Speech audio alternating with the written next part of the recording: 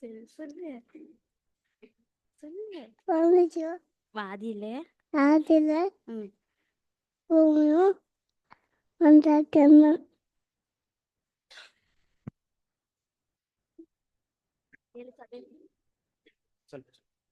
ஏழு சபை பேர் சொல். அம்மா. எபேசு அம்மா பெருமா துத்திதா ஆதிச் சீக்கிரம் சீக்கிரம் ஏழு தூதர் பேர். பால் ஒல் தான் எல்லாம் பிதுவால பிதுவால் தாகித்ததார் பார்த்துததார் பச்சுததார் ஏழு தேவனோட 4 குணங்கள். அன்பு அம்பி நிதி ம் யானோ வல்லமை வசனம் சொல்ல. ஆதியிலே ஆதில்ல வேவான் மனிதோ பூமியோ கர்ணம் ஆதியாகமம் ஆதமோ ஒன்று நானே ನಾನು வழியும் ಒಲಿಯುము சத்தியமும் ಸತ್ಯಮು ಜೀವನಂ. ಜೀವಮು ಇದೆ. ಆಮೆನ್. ಆಮೆನ್. ಗುಡ್. ಎಲ್ಲ ಕ್ಲಾಪ್ ಮಾಡಿ ನಮ್ಮ ಮಕ್ಕಳಿಗೆ. Okay, good. ಏನು ಪಿತೃ ಸರಸ್ವರರೇ, ದೇವರ ಗುಣಲಕ್ಷಣಗಳು, 7 ಸಭೆಗಳು, 7 ದೂತರ ಹೆಸರು, 4 ದೇವರ ಗುಣಾಧೀಶಗಳು ಎಲ್ಲವನ್ನ ಏನ್ ಮಾಡಿದ್ದಾರೆ ನೋಡ್ರಿ, ಎಷ್ಟು ಚೆನ್ನಾಗಿ. Good. Next Tefila Richard.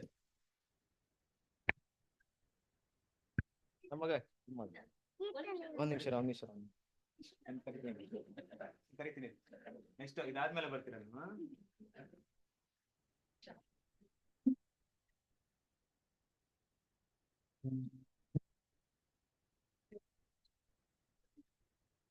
Bible index, Genesis, Bible index, Bible index. ನಿಮ್ಮನ್ನೆಲ್ಲ ನೋಡಿ ಮಾಡ್ತಾ ಎಲ್ಲ ನೆನಪು ಮಾಡ್ಕೊಂಡ್ ಬಂತು ನಿಮ್ಮನ್ನೆಲ್ಲ ನೋಡಿ. Okay, Bible index. Bible index. Bible index. Genesis. ಅದನ್ನ ಎಕ್ಸಡಸ್.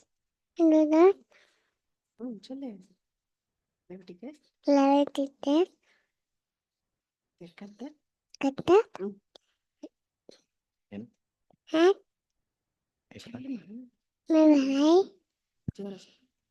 இருக்கிறார். இருக்கிறார். சாதினே. தங்கம். மூணு. ஒன்று. Thank you. ஐந்து. Okay, thank you. Next Esmita ಮಧು.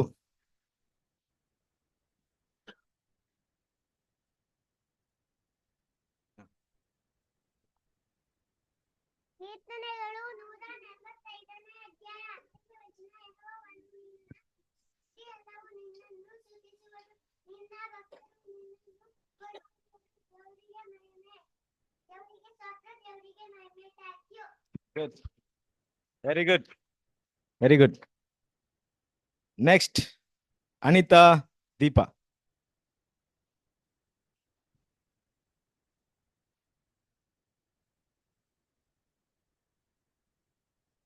ವಚನ. ಶಿಷ್ಯರು ಯೇಸುಕ್ರಿಸ್ತನ ಬಳಿ ಬಂದು ಪರಲೋಕ ರಾಜ್ಯದಲ್ಲಿ ಯಾರು ಹೆಚ್ಚಿದವರು ಎಂದು ಕೇಳಿದರು.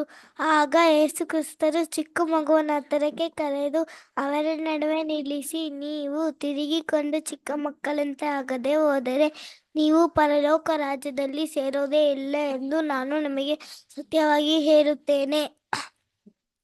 ಹೀಗಿರುವುದರಿಂದ ಯಾವನು ಈ ಚಿಕ್ಕ ಮಗುವಿನಂತೆ ತನ್ನನ್ನು ತಗ್ಗಿಸಿಕೊಳ್ಳುತ್ತಾನೋ ಅವನೇ ಪರಲೋಕ ರಾಜ್ಯದಲ್ಲಿ ಹೆಚ್ಚಿದವನು ಎಂದು ಯೇಸುಕ್ರಿಸ್ತರು ಶಿಷ್ಯರಿಗೆ ಹೇಳುತ್ತಾರೆ. ದೇವರಿಗೆ ಸ್ತೋತ್ರ. Very good, thank you. Next Atsal ಮೆನೋರಾ.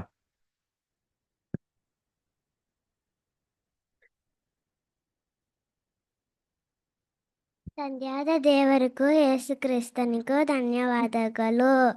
Good afternoon brothers and sister. ನನಗೆ ಕೊಟ್ಟಿದ್ದ topic Matthew 13th chapter verse 47 to 49. ಮತ್ತು ಪರಲೋಕ ರಾಜ್ಯವು ಒಂದು ಬಲೆಗೆ ಹೋಲಿಕೆ ಆಗಿದೆ. ಅದನ್ನು ಸಮುದ್ರದಲ್ಲಿ ಹಾಕಿ ಎಲ್ಲ ಜಾತಿಯ ಮೀನುಗಳನ್ನು ಹಿಡಿದರು. ಅದು ತುಂಬಿದ ಮೇಲೆ ಅದನ್ನು ದಡಕ್ಕೆ ಎಳೆದು ಕುತ್ತುಕೊಂಡು ಒಳ್ಳೆ ಮೀನುಗಳನ್ನು ಪುಟ್ಟಿಗಳಿಗೆ ತುಂಬಿಕೊಂಡು ಕೆಟ್ಟ ಮೀನುಗಳನ್ನು ಬಿಸಾಡಬಿಟ್ಟರು. ಹಾಗೆ ಯುಗದ ಸಮಾಪ್ತಿಯಲ್ಲಿ ಆಗುವುದು. ದೇವದೂತರು ಹೊರಟು ಬಂದು ನೀತಿವಂತರೊಳಗಿಂದ ಕೆಟ್ಟವರನ್ನು ಬೇರೆ ಮಾಡಿ ಅವರನ್ನು ಬೆಂಕಿ ಕೊಂಡದಲ್ಲಿ ಹಾಕುವರು. ವಾಕ್ಯದ ವಿವರಣೆ. ಬಲೆ ಅಂದರೆ ಸುವಾರ್ತೆ. ಸುವಾರ್ತೆಯನ್ನು ಅಪೊಸ್ತಲರು ಇಡೀ ಲೋಕಕ್ಕೆ ಹೇಳಿದರು. ಎಲ್ಲ ಜಾತಿಯ ಮೀನಂದರೆ ಎಲ್ಲ ವಿಧವಾದ ಜನಗಳು. ಒಳ್ಳೆ ಮೀನಂದರೆ ನೀತಿವಂತರು, ಕೆಟ್ಟ ಮೀನಂದರೆ ಅನೀತಿವಂತರು. ಬೆಂಕಿ ಕೊಂಡ ಅಂದರೆ ಮಹಾ ಉಪದ್ರವು. ನಾವೆಲ್ಲರೂ ಮಹಾ ಉಪದ್ರವದಲ್ಲಿ ಸಿಕ್ಕಿಕೊಳ್ಳದೆ ಒಳ್ಳೆ ಮೀನಾಗಿ ಯೇಸು ಸ್ವಾಮಿ ದಾರಿಯಲ್ಲಿ ನಡೆದು ಪರಲೋಕ ರಾಜ್ಯದಲ್ಲಿ ಸೇರೋಣ. Amen. Thank you. Good. Next Tarun Lokesh.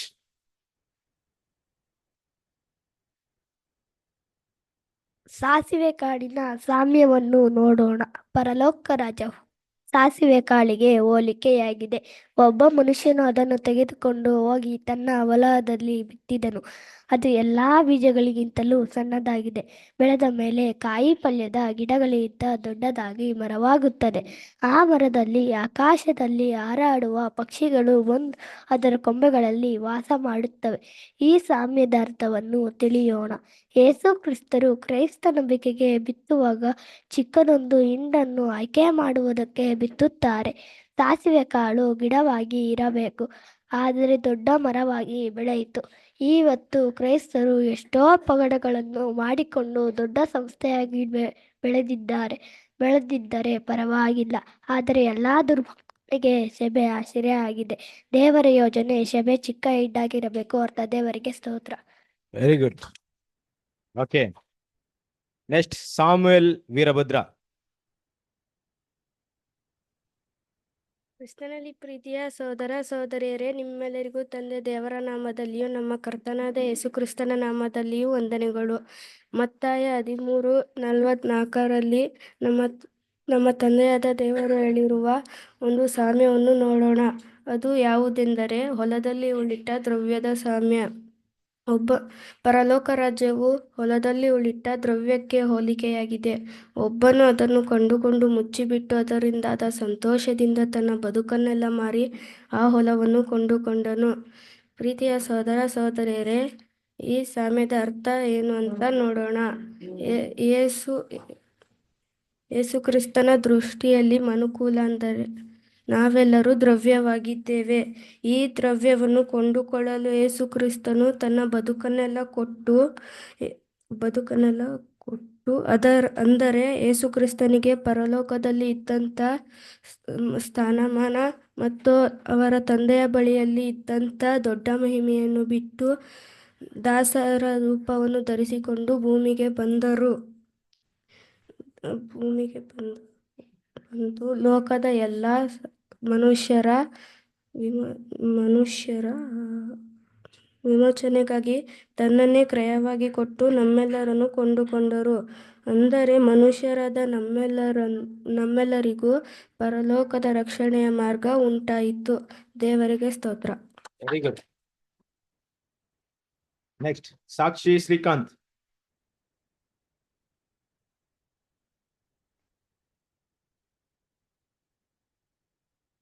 ಕ್ರಿಸ್ತ ಯೇಸುವಿನಲ್ಲಿ ಕರೆಯಲ್ಪಟ್ಟ ಎಲ್ಲ ನನ್ನ ಸಹೋದರ ಸಹೋದರಿಯರಿಗೆ ವಂದನೆಗಳು. ಒಬ್ಬನೊಬ್ಬ ಬುದ್ಧಿ ಇಲ್ಲದ ಐಶ್ವರ್ಯವಂತನ ಸಾಮ್ಯವನ್ನು ನೋಡೋಣ. ಒಬ್ಬನೊಬ್ಬ ಐಶ್ವರ್ಯವಂತನ ಭೂಮಿಯು ಚೆನ್ನಾಗಿ ಬೆಳೆಯಿತು. ಆಗ ಅವನು ತನ್ನೊಳಗೆ, ನಾನೇನು ಮಾಡಲಿ, ನನ್ನ ಬೆಳೆಯನ್ನು ತುಂಬಿಡುವುದಕ್ಕೆ ನನಗೆ ಸ್ಥಳವಿಲ್ಲವಲ್ಲ ಎಂದು ಆಲೋಚಿಸಿ, ಒಂದು ಕೆಲಸ ಮಾಡುತ್ತೇನೆ, ನನ್ನ ಕಣಜಗಳನ್ನು ಕೀಳಿಸಿ ಅವುಗಳಿಗಿಂತ ದೊಡ್ಡ ಕಣಜಗಳನ್ನು ಕಟ್ಟಿಸುವೆನು.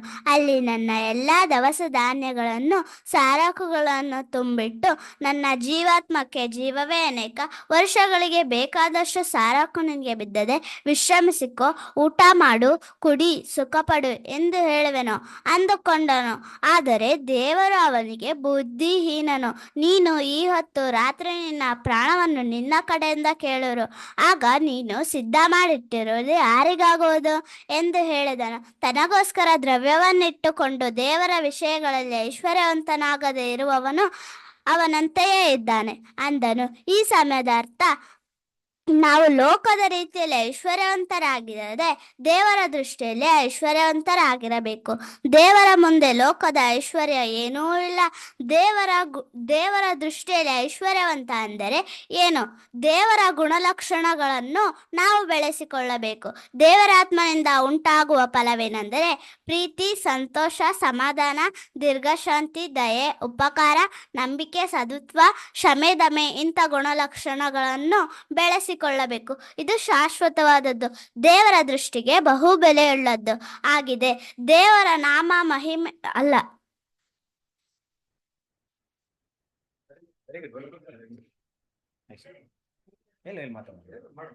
ಆಗಿದೆ. ದೇವರು ನಮಗೆ ಕೊಟ್ಟಿರೋದ್ರಲ್ಲಿ ತೃಪ್ತಿ ಉಳ್ಳವರಾಗಿರಬೇಕು. ನಮ್ಮಲ್ಲಿ ಇರುವಂತಹ ತಲಾಂತನ್ನು ದೇವರಿಗೆ ಸಮರ್ಪಣೆ ಮಾಡಬೇಕು. ದೇವರ ನಾಮ ಮಹಿಮೆ ಪಡುವ ರೀತಿಯಲ್ಲಿ ನಾವು ಜೀವಿಸಬೇಕು. ದೇವರಿಗೆ ಸ್ತೋತ್ರ. Okay, next Tanusha, Lokesh.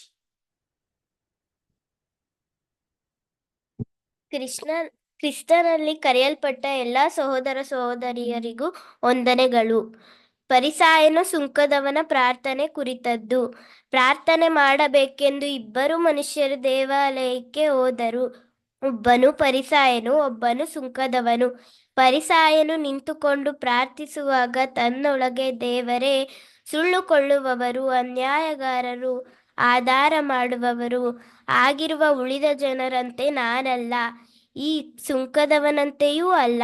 ಆದದ್ದರಿಂದ ನಿನ್ನನ್ನೇ ಸ್ತೋತ್ರ ಮಾಡುತ್ತೇನೆ. ವಾರಕ್ಕೆ 2 ಹೊತ್ತು ಉಪವಾಸ ಮಾಡುತ್ತೇನೆ. ನಾನು ಸಂಪಾದಿಸುವ ಎಲ್ಲದರಲ್ಲಿಯೂ 10 ಪಾಲು ಕೊಡುತ್ತೇನೆ ಅಂದುಕೊಂಡನು. ಆದರೆ ಆ ಸುಂಕದವನು ದೂರದಲ್ಲಿ ನಿಂತು ಆಕಾಶದ ಕಡೆಗೆ ಕಣ್ಣೆತ್ತಿ ನೋಡುವುದಕ್ಕೂ ಮನಸ್ಸಿಲ್ಲದೆ ಎದೆಯನ್ನು ಬಡಿದುಕೊಳ್ಳುತ್ತಾ, ದೇವರೇ, ಪಾಪಿಯಾದ ನನ್ನನ್ನು ಕರುಣಿಸು ಅಂದನು. ಇವನು ನೀತಿವಂತನೆಂದು ನಿರ್ಣಯಿಸಲ್ಪಟ್ಟವನಾಗಿ ತನ್ನ ಮನೆಗೆ ಹೋದನು. ಆ ಪರಿಸಾಯನು ಅಂಥವನಾಗಿ ಹೋಗಲಿಲ್ಲ. ತನ್ನನ್ನು ಹೆಚ್ಚಿಸಿಕೊಳ್ಳುವ ಪ್ರತಿಯೊಬ್ಬನು ತಗ್ಗಿಸಲ್ಪಡುವವನು ಹೆಚ್ಚಿಸಲ್ಪಡುವನು. ಈ ಸಾಮ್ಯದಲ್ಲಿ ಏನ್ ತಿಳಿಸಿದ್ದಾರೆ ಅಂದ್ರೆ, ತಾವೇ ನೀತಿವಂತರೆಂದು ತಮ್ಮಲ್ಲಿ ಭರವಸೆವಿಟ್ಟುಕೊಂಡು ಉಳಿದವರನ್ನು ಉದಾಸೀನ ಮಾಡುವಂತಹ ಕೆಲವರಿಗೆ ಈ ಒಂದು ಸಾಮ್ಯವನ್ನು ಹೇಳಿದ್ದಾರೆ. ನಾವು ದೇವರ ಮುಂದೆ ಪ್ರಾರ್ಥನೆ ಮಾಡುವಾಗ ನಮ್ಮ ಹೃದಯವನ್ನು ನೋಡುತ್ತಾರೆ. ಕುಗ್ಗಿದ ಮನಸ್ಸೇ ದೇವರಿಗೆ ಇಷ್ಟ ಯಜ್ಞ. ಪಶ್ಚಾತ್ತಾಪದಿಂದ ಜಜ್ಜಿ ಹೋದ ಮನಸ್ಸನ್ನು ದೇವರು ತಿರಸ್ಕರಿಸುವುದಿಲ್ಲ. ನಾವು ಯಾವಾಗಲೂ ದೇವರಲ್ಲಿ ಭಯಭಕ್ತಿ ಉಳ್ಳವರಾಗಿರಬೇಕು. ದೇವರಿಗೆ ಸ್ತೋತ್ರ. ಆಮೇಲೆ ವೆರಿ ಗುಡ್. ಎಲ್ಲರೂ ಚಪ್ಪಲಿನ ತುಂಬಾ ಜೋರಾಗಿ ಹೊಡಿರಿ ಮಕ್ಕಳಿಗೆ, ಓಕೆನಾ? ಕೆಲವರಂತೂ ಹೊಡಿತಾನೆ, ಫ್ರೀಯಾಗಿ ಕೊಡ್ತಾ ಇದ್ರೆ ಫ್ರೀಯಾಗಿ ಕೊಡ್ರಿ. Okay, next Priya Srikanth. ಕ್ರಿಸ್ತ ಯೇಸುವಿನಲ್ಲಿ ಕರೆಯಲ್ಪಟ್ಟ ಎಲ್ಲ ನನ್ನ Welcome to Vivango International Music World. Bluetooth. ಕ್ರಿಸ್ತ ಯೇಸುವಿನಲ್ಲಿ ಕರೆಯಲ್ಪಟ್ಟ ಎಲ್ಲ ನನ್ನ ಸಹೋದರ ಸಹೋದರಿಯರಿಗೆ ವಂದನೆಗಳು. ಗೋಧಿ ಮತ್ತು ಹಣಜೆಯ ಸಾಮ್ಯವನ್ನು ನೋಡೋಣ. ಪರಲೋಕ ರಾಜ್ಯವು ಒಳ್ಳೆಯ ಬೀಜವನ್ನು ತನ್ನ ಹೊಲದಲ್ಲಿ ಬಿತ್ತಿದ್ದ ಒಬ್ಬ ಮನುಷ್ಯನಿಗೆ ಹೋಲಿಕೆಯಾಗಿದೆ. ಜನರು ನಿದ್ರೆ ಮಾಡುವ ಕಾಲದಲ್ಲೇ ಅವನ ವೈರಿಯು ಬಂದು ಗೋಧಿಯ ನಡುವೆ ಹಣಜಿ ಬಿತ್ತಿ ಹೋದನು. ಗೋಧಿಯು ಬೆಳೆದು ಫಲಕ್ಕೆ ಬಂದಾಗ ಹಣಜಿಯು ಸಹ ಕಾಣಿಸಿಕೊಳ್ಳುತ್ತದೆ. ಆಗ ಯಜಮಾನನ ಆಳುಗಳು ಯಜಮಾನನ ಬಳಿಗೆ ಬಂದು, ಅಯ್ಯ, ನೀನು ನಿನ್ನ ಹೊಲದಲ್ಲಿ ಒಳ್ಳೆಯ ಬೀಜ ಬಿತ್ತಿದ್ದೀಯಲ್ಲ, ಹಣಜಿ ಎಲ್ಲಿಂದ ಬಂತು ಹೇಳಿದರು. ಆಗ ಯಜಮಾನ ಹೇಳುತ್ತಾರೆ, ಇದು ಒಬ್ಬ ವೈರಿ ಮಾಡಿದ ಕೆಲಸ ಅನ್ನುತ್ತಾರೆ. ಆಗ ಆಳುಗಳು ಯಜಮಾನನಿಗೆ, ಹಾಗಾದರೆ ನಾವು ಅದನ್ನು ಆರಿಸಿ ತೆಗೆಯೋಣ ಆಗ ಯಜಮಾನ ಬೇಡ, ಅದನ್ನು ಆರಿಸಿ ತೆಗೆಯುವಾಗ ಅದರ ಜೊತೆ ಗೋಧಿಯನ್ನೆಲ್ಲಾದರೂ ಕಿತ್ತಿ. ಸುಗ್ಗಿ ಕಾಲದ ತನಕ ಎರಡೂ ಕೂಡ ಬೆಳೆಯಲಿ. ಸುಗ್ಗಿ ಕಾಲದಲ್ಲಿ ನಾನು ಕೊಯ್ಯುವವರಿಗೆ ಮೊದಲು ಹಣಜೆಯನ್ನು ಆರಿಸಿ ತೆಗೆದು ಅದನ್ನು ಸುಡುವುದಕ್ಕೆ ಹೊರಕಟ್ಟಿ ಹಾಕಿ ಗೋಧಿಯನ್ನು ನನ್ನ ಕಣಜಕ್ಕೆ ತುಂಬಿರಿ ಎಂದು ಹೇಳುವೆನು ಎಂದು ಹೇಳುತ್ತಾರೆ. ಈ ಸಾಮ್ಯದ ಅರ್ಥ ಯೇಸು ಕ್ರಿಸ್ತರು ಮೊದಲನೆಯ ಬರುವಿಕೆಯಲ್ಲಿ ಬಂದು ವಾಕ್ಯನ ಹೇಳಿದರು. ಗೋಧಿ ಅಂದರೆ ಏನು ಸೂಚಿಸುತ್ತದೆ ಅಂದರೆ ದೇವರ ವಾಕ್ಯನ ನಂಬಿ ಅದರ ಪ್ರಕಾರ ನಡೆಯುವವರನ್ನು ಒಬ್ಬ ಮನುಷ್ಯನು ತನ್ನ ಹೊಲದಲ್ಲಿ ಬೀಜವನ್ನು ಬಿತ್ತಿದ್ದನು. ಅದು ಯಾರು ಅಂದರೆ ಮನುಷ್ಯ ಕುಮಾರನು ಅಂದ್ರೆ ಯೇಸು ಕ್ರಿಸ್ತರು. ಹೊಲ ಅಂದರೆ ಲೋಕದಲ್ಲಿ ಎಲ್ಲ ಕಡೆ ಸುವಾರ್ತೆ ಸಾರಿ ಕ್ರೈಸ್ತ ನಂಬಿಕೆ ಎಂಬ ಬೀಜವನ್ನು ಬಿತ್ತನೆ ಮಾಡಿದರು.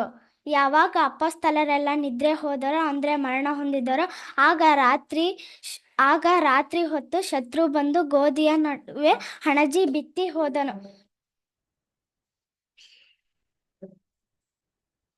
ಹಣಜಿ ಬಿತ್ತನೆ ಮಾಡಿದ. ಶತ್ರು ಅಂದರೆ ಸೈತಾನನು.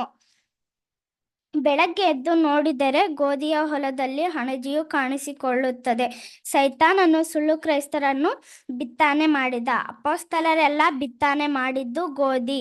ಆದರೆ ಸೈತಾನನು ಎಲ್ಲ ಕಡೆ ಹೋಗಿ ಗೋಧಿ ಇರುವ ಅದೇ ಜಾಗದಲ್ಲಿ ಹಣಜಿ ಬಿತ್ತನೆ ಮಾಡುತ್ತಾನೆ, ಅಂದ್ರೆ ದುರ್ಬೋಧನೆಯನ್ನು ಬಿತ್ತನೆ ಮಾಡುತ್ತಾನೆ. ದೇವರಿಗೆ ಸ್ತೋತ್ರ. ಆಮೇನ್. Thank you. ನೆಕ್ಸ್ಟ್ ಈಗ ಒಂದು ಹಾಡಿದೆ, ತಮಿಳ್ ಸಾಂಗ್. ನಮ್ಮ ಮಧ್ಯದಲ್ಲಿ ರಾಘವಿ ದಾಸ್ ಅವ್ರು ಬಂದು ತಮಿಳ್ ಹಾಡನ್ನ ಹಾಡಕ್ಕೆ ಹೋಗ್ತಿದ್ದಾರೆ.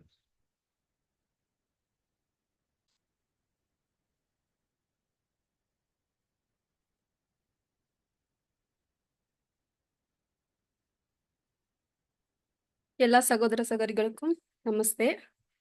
தமிழ் சாங் வந்து பாட போறேன். இயேசு அண்ணா நானும் வருகிறேன் கலிலேய கடலோரமா, என்னை விட்டு போகாதீங்க ராஜா, என்னுள்ளம் தாங்காதீங்க. அன்று ஒளிவ மலையில் ஏறி மறுரூபமானீங்க, கடல் மேல நடந்து அதிசயம் செய்தீங்க. அன்று ஒளிவ மலையில் ஏறி மறுரூபமானீங்க, கடல் மேல நடந்து அதிசயம் செய்தீங்க. இயேசுவனா நானும் வருகிறேன் கலிலேய கடலோரமா, என்னை விட்டு போகாதீங்க ராஜா, என்னுள்ளம் தாங்காதுங்க. எம்மா ஊரு சீடரோட நடந்து போனீங்க, என்னோடு இன்று நீங்க நடந்து வாருங்க. எம்மா ஊரு சீடரோ நடந்து போனீங்க, என்னோடு இன்று நீங்க நடந்து வாருங்க. அதுவே என் வாஞ்சை, அதுவே என் தாகம், அதுதான் என் சந்தோஷமே. அதுவே என் வாஞ்சை, அதுவே என் தாகம், அதுதான் என் சந்தோஷமே. இயேசுவனா நானும் வருகிறேன் கலிலேய கடலோரமா, என்னை விட்டு போகாதீங்க ராஜா, என் உள்ளம் தாங்காதுங்க. மார்த்தாள் அழைத்த போது கூட போனீங்க, மரித்த லாசரை உயிர் தெழும்ப செய்தீங்க. மார்த்தாள் அழைத்த போது கூட போனீங்க, மரித்த லாசரை உயிர் தெழும்ப செய்தீங்க. உம்மாலே கூடும் எல்லாமே கூடும், கூடாதது ஒன்றும் இல்லை. உம்மாலே கூடும் எல்லாமே கூடும், கூடாதது ஒன்றும் இல்லை. இயேசுவனா நானும் வருகிறேன் கலிலேய கடலோரமா, என்னை விட்டு போகாதீங்க ராஜா, என் உள்ளம் தாங்காதுங்க. மோசையோடு கூட நடந்து போனீங்க, கடலை பிளக்க நடக்க உதவி செய்தீங்க. மோசையோடு கூட நடந்து போனீங்க, கடலை பிளக்க நடக்க உதவி செய்தீங்க. அற்புத தேவன், அதிசய தேவன், எல்லாம் நீர் செய்து விடுவீங்க. அற்புத தேவன், அதிசய தேவன், எல்லாம் நீர் செய்து விடுவீங்க. இயேசுவா நானும் வருகிறேன், கலிலேய கடல் ஓரமா, என்னை விட்டு போகாதீங்க ராஜா, என் உள்ளம் தாங்காதுங்க. Thank you. Thank you, very good. ಹೊಸ ಹಾಡು ಕೇಳ್ತಿರೋದು ಯೇಸು ಅಂದ್ಬಿಟ್ಟು ತುಂಬಾ ಚೆನ್ನಾಗಿತ್ತು. ಓಕೆನಾ, very good. Next Nakul Raj.